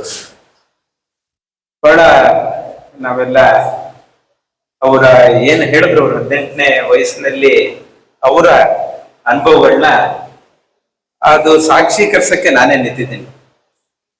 ಏನೋ ಅವರು 18ನೇ ವಯಸ್ಸಿನಲ್ಲೇನೆ ಈ ಆಧ್ಯಾತ್ಮ ಕಡೆ ಆ ಸೆಳೆತದಿಂದ ಅವರು ಆವತ್ತು ಅನುಭವಿಸ್ತಾ ಇದ್ದ ದಿವಸಗಳು ನಾವೆಲ್ಲ ಭೇಟಿಯಾಗ್ತಾ ಇದ್ವಿ. ಸಂಸ್ಕೃತ ಕಾಲೇಜಿನಲ್ಲಿ ಬಹಳ ಅಧ್ಯಯನ ಮಾಡಿದಂತಹ ಮಹಾ ಗುರುಗಳು. ಹಾಗೆ ಅಲ್ಲಿಂದ ಏನು ಈಗ ನಮ್ಮ ಕುಲಕರ್ಣಿ ಅವರ ಅನುಭವದ ಬಗ್ಗೆ ಹೇಳಿದ್ರು, ಅದೆಲ್ಲ ಅವರ 18ನೇ ವಯಸ್ಸಿಗೆನೆ ನಮ್ಮ ಯೋಗಿ ಅಕ್ಕ ಮಹಾಗುರುಗಳು ಅವತ್ತಿಂದಲೇ ಪ್ರಾರಂಭಿಸಿದವರು. ನಂತರ ಮೈಸೂರು, ನಂತರದಲ್ಲಿ ವಿದೇಶ, ಹಾಗೆ ವಿದೇಶದಲ್ಲೆಲ್ಲ ಆ ಒಂದು ಜ್ಞಾನವನ್ನ ಹರಡಿ ಮೈಸೂರಿನಲ್ಲಿ ಬಹಳ ದೊಡ್ಡ ಕೇಂದ್ರ ಏನು ಇಲ್ಲಿ ಅರ್ಕ ಕೇಂದ್ರ ಸ್ಥಾಪಿಸಿರುವಂಥದ್ದು, ಒಂದು ಆಧ್ಯಾತ್ಮ ಜ್ಞಾನ, ಯೋಗ ದರ್ಶನ, ಬಹಳ ವಿಶೇಷವಾದ ದರ್ಶನ ಅವರು ನೀಡ್ತಿರುವಂಥದ್ದು, ಒಂದು ಒಳ್ಳೆ ಕೇಂದ್ರ ಮಾಡಿ ಮೈಸೂರಿಗೆ ಸೌಭಾಗ್ಯ ಒದಗಿಸ್ತಿರೋ ತುಂಬಾ ಸಂತೋಷ. ಅವ್ರಿಗೆ ಸಾದರ ಗೌರವಗಳು.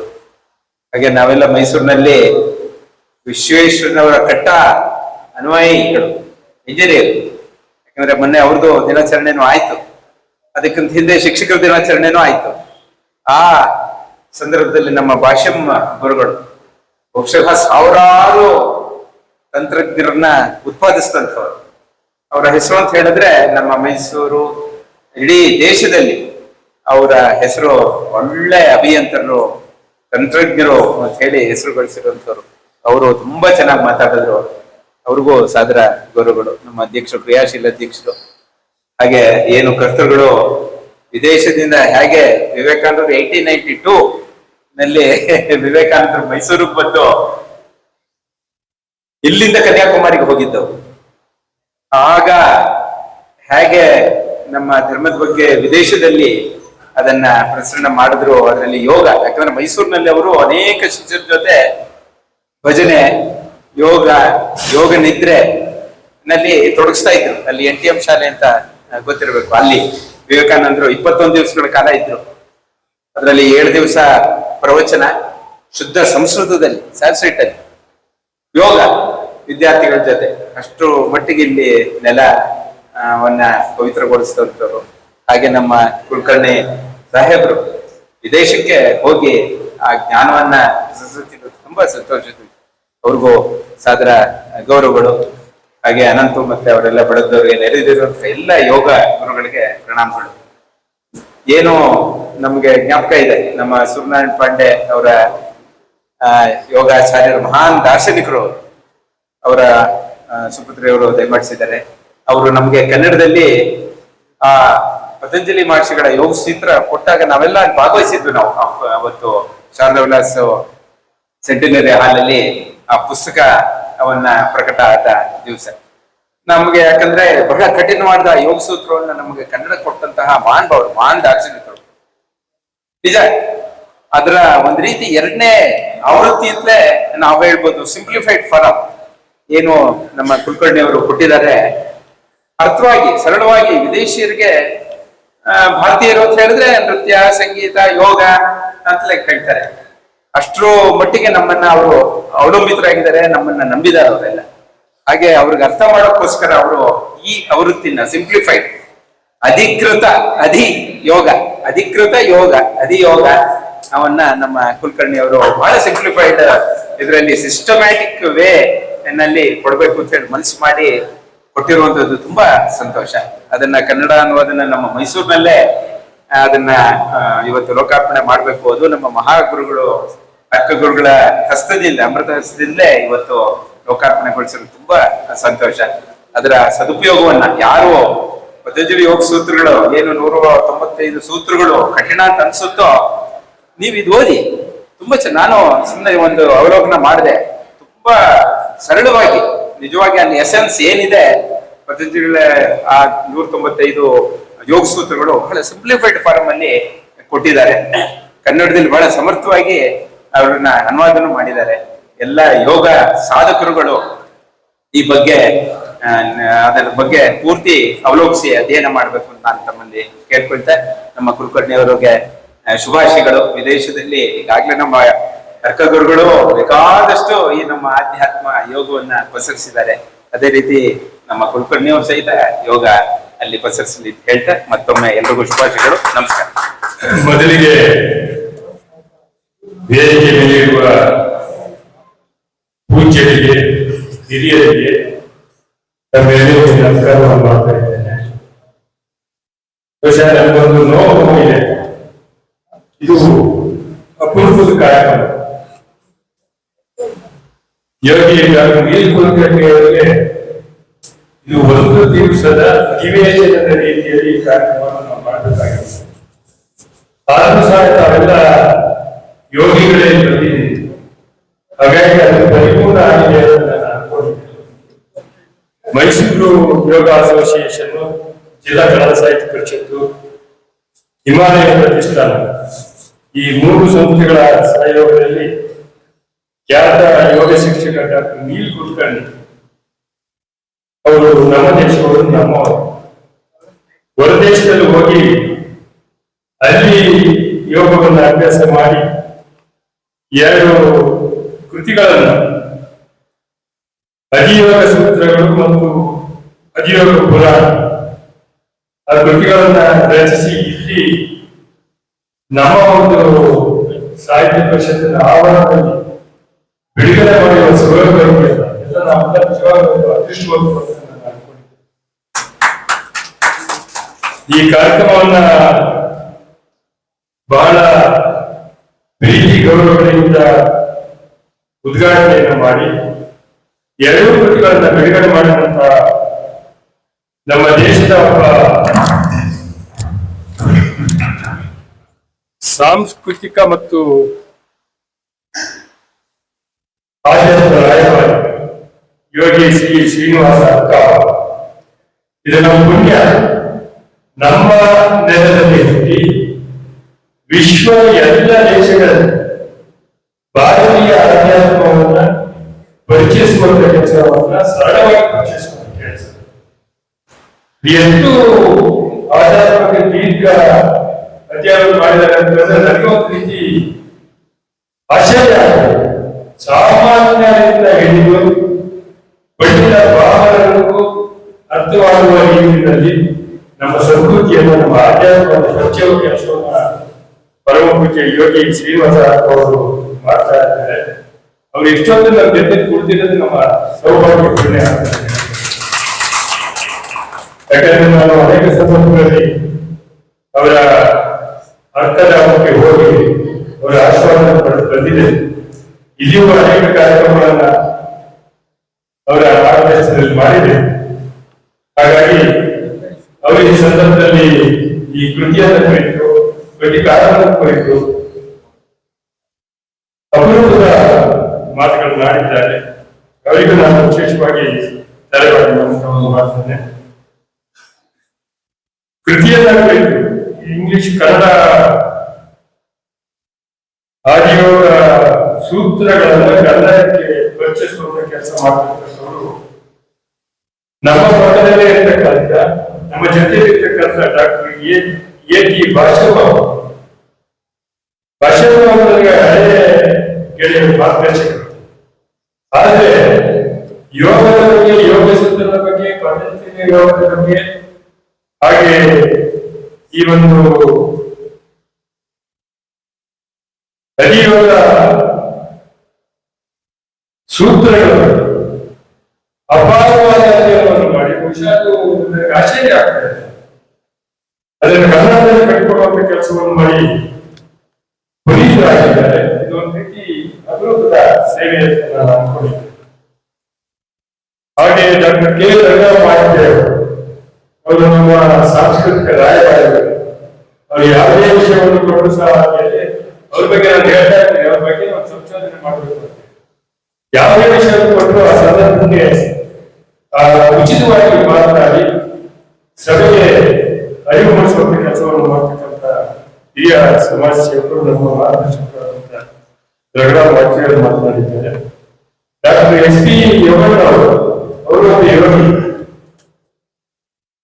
ಅವರ ನಮ್ದು ಯೋಗ ಅನ್ಸುತ್ತೆ. ಅವರು ಸಹ ಆಧ್ಯಾತ್ಮ ಮತ್ತು ಆರೋಗ್ಯದ ಬಗ್ಗೆ ತಲಸ್ಪರ್ಶಿ ಅಧ್ಯಯನ ಮಾಡಿ ಹತ್ತಾರು ಕೃತಿಗಳನ್ನು ರಚನೆ ಮಾಡಿದ್ದಾರೆ. ತರ್ಕಕ್ಕೆ ಸದಾ ಸಿದ್ಧರಾಗಿರುವಂತವರು. ಬಹುಶಃ ಸುಲಭದಲ್ಲಿ ಅವರನ್ನು ಸೋಲಿಸಲಿಕ್ಕೆ ಸಾಧ್ಯ. ನಾವು ಕಾರ್ಯಕ್ರಮ ಮಾಡಿದ್ವಿ, ಇಬ್ಬರು ಮಾಹಿತಿ ಬಂದಿದ್ರು. ಇವರ ಆಧ್ಯಾತ್ಮ ಮತ್ತು ಆಧ್ಯಾತ್ಮಿಕ ವಿಷಯದ ಬಗ್ಗೆ ಪ್ರಸ್ತಾಪ ಮಾಡಿದಾಗ ತುಂಬಾ ಅಪರೂಪದ ವಿಷಯವನ್ನು ಪ್ರಸ್ತಾಪ ಮಾಡಿದ್ರು. ಬಹುಶಃ ಅವರು ಇವರು ದಾರಿ ಬರ್ಲಿಕ್ಕೆ ಸಾಧ್ಯನೇ ಆಗಿಲ್ಲ. ಕ್ಷೇತ್ರಗಳು ಮಾತನಾಡುವ ವಿಷಯ ಅಲ್ಲ. ಹಾಗಾಗಿ ಅವರು ಈ ಸಂದರ್ಭದಲ್ಲಿ ಮಾತನಾಡಿದ್ದಾರೆ. ಗೆಳೆಯ ಮತ್ತು ಹಿರಿಯ ಹಿಮಾಲಯ ಪ್ರತಿಷ್ಠಾನದ ಸಂಸ್ಥಾಪಕ ವ್ಯಕ್ತಿ, ನಮ್ಮ ಸಾಹಿತ್ಯ ಪರಿಷತ್ತಿನ ಉಪಾಧ್ಯಕ್ಷ. ನನಗೆ 3ನೇ ಕಾರ್ಯಕ್ರಮ ಆಯಿತು. ಈಗಾಗಲೇ ಒಂದು ಕಾರ್ಯಕ್ರಮ ಮುಗಿಸಿ ಮತ್ತೆ ನಾನು ವಾಪಸ್ ಬಂದಿದ್ದೆ. ಅಲ್ಲಿಯೂ ಅಧ್ಯಕ್ಷತೆ ವಹಿಸಿದ್ದೆ, ಇದು ಅಧ್ಯಕ್ಷತೆ. ಹಾಗಾಗಿ ನಂದು ಸೌಭಾಗ್ಯ ಇದೆ. ಯಾಕಂದ್ರೆ ಇವರೆಲ್ಲರ ಮಾತುಗಳನ್ನು ಕೇಳುವ ಸುಯೋಗ ನನಗೆ ಸಿಗುತ್ತೆ. ಅಧ್ಯಕ್ಷತೆ ವಹಿಸಲಿಲ್ಲ ಅಂದ್ರೆ ನಾನು ಯಾವಾಗಲೇ ಹೋಗ್ಬೇಕಾಗಿತ್ತು. ಕುಳಿತು ಇವರನ್ನೆಲ್ಲ ಮಾತನ್ನು ಕೇಳುವಂತ ಸುಯೋಗ ಪೂರ್ತಿ ಪುಣ್ಯ. ನಾನು ಹೆಚ್ಚು ಮಾತಾಡಲಿಕ್ಕೆ ಹೋಗಲಿಲ್ಲ. ವಿಶೇಷವಾಗಿ ಡಾಕ್ಟರ್ ನೀಲ್ ಕುಲಕರ್ಣಿ ಅವರ ಒಂದು ಯೋಗದ ಬಗ್ಗೆ ಆಸಕ್ತಿ ಇದೆಯಲ್ಲ, ನಿಜವಾಗ್ಲೂ ಹೆಸರುಪಡ್ತಾರೆ. ಯಾಕೆ ಅರ್ಥವಾಗಿದೆ ಇದೇನು ಅಂತಂದ್ರೆ, ಈ ನಾಡಿನ ಹಿರಿಮೆಯನ್ನ, ಈ ದೇಶದ ಹಿರಿಮೆಯ ಕೆಲಸವನ್ನ ಡಾಕ್ಟರ್ ನೀಲಕರ್ಣಿ ಅವರು ವಿಶ್ವಕ್ಕೆ ತಲುಪಿಸುವ ಕೆಲಸವನ್ನು ಮಾಡ್ತಾ ಇದ್ದಾರೆ. ಹಾಗೆ ಅವರಿಗೆ ನಾನು ವಿಶೇಷವಾಗಿ ಧನ್ಯವಾದಗಳನ್ನು ಹೇಳ್ತೇನೆ. ಜೊತೆಯಲ್ಲಿ ಸೋದರಿ ಹೇಮಾಶ್ರೀ ಅವರು ನೋಡಿ, ಸಾಮಾನ್ಯರಲ್ಲಿ ಸಾಮಾನ್ಯರಾಗಿದ್ದಾರೆ. ಕುಲಕರ್ಣಿ ಅವರಿಗೆ ಸಂಗೀತವನ್ನ ಅಭ್ಯಾಸ ಮಾಡಿಸುವ ಶ್ರೇಯವರು ಅವರು. ಹಾಗಾಗಿ ಆ ಸೋದರಿಗೂ ನಾನು ವಿಶೇಷವಾಗಿ ಧನ್ಯವಾದಗಳನ್ನು ಹೇಳ್ತೇನೆ. ಸಾಂಬಮೂರ್ತಿ ಅವರು, ಸ್ವಪ್ನಾಚಾರ್ಯ ಮತ್ತು ಹೇಮಾ ಶ್ರೀ ಅವರು ಪ್ರಾರ್ಥನೆ ಮಾಡುವ ಮೂಲಕ ಈ ಕಾರ್ಯಕ್ರಮಕ್ಕೆ ಚಾಲನೆ ಕೊಟ್ಟಿದ್ದಾರೆ. ನಾನು ಹೆಚ್ಚು ಯಾಕೆ ಮಾತಾಡಲಿಕ್ಕೆ ಹೋಗೋದಿಲ್ಲ ಅಂದ್ರೆ, ನಮ್ಮ ಶ್ರೀಮತಿ ಅವರು ಬಂದಿದ್ದಾರೆ. ಅವರು ಕರ್ಕೊಂಡು ಬಹಳ ದೂರ ಮನೆ ಹೋಗ್ಬೇಕು. ಒಂದು 2 ವಿಷಯಗಳನ್ನು ನಾನು ಪ್ರಸ್ತಾಪ ಮಾಡ್ತೇನೆ. ವಿಶ್ವದಲ್ಲಿ ಅನೇಕ ಕಾರ್ಯಗಳಿಗೆ ಭಾರತ ದೇಶ ಮುಂಚೂಣಿಯಲ್ಲಿ.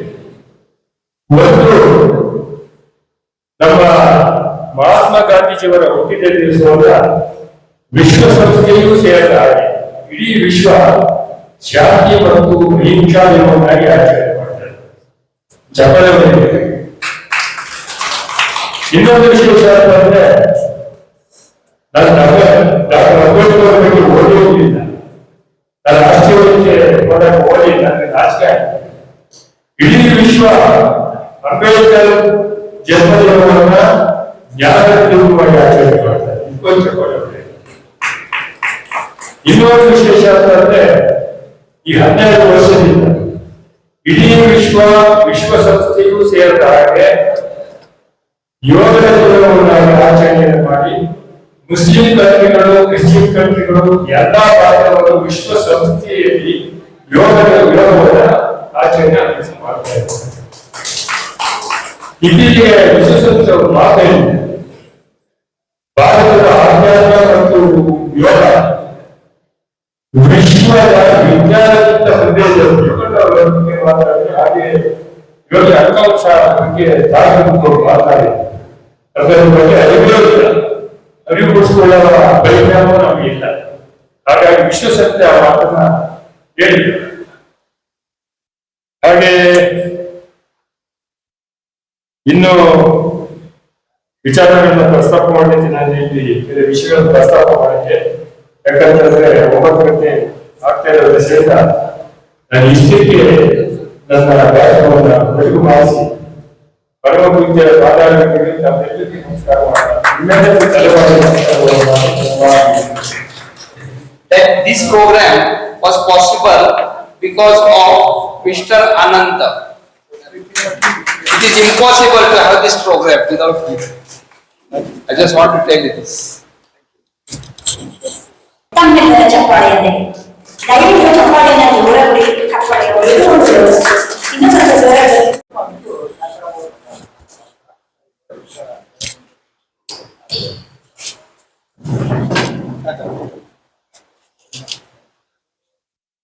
ಶೆಟ್ರೆ,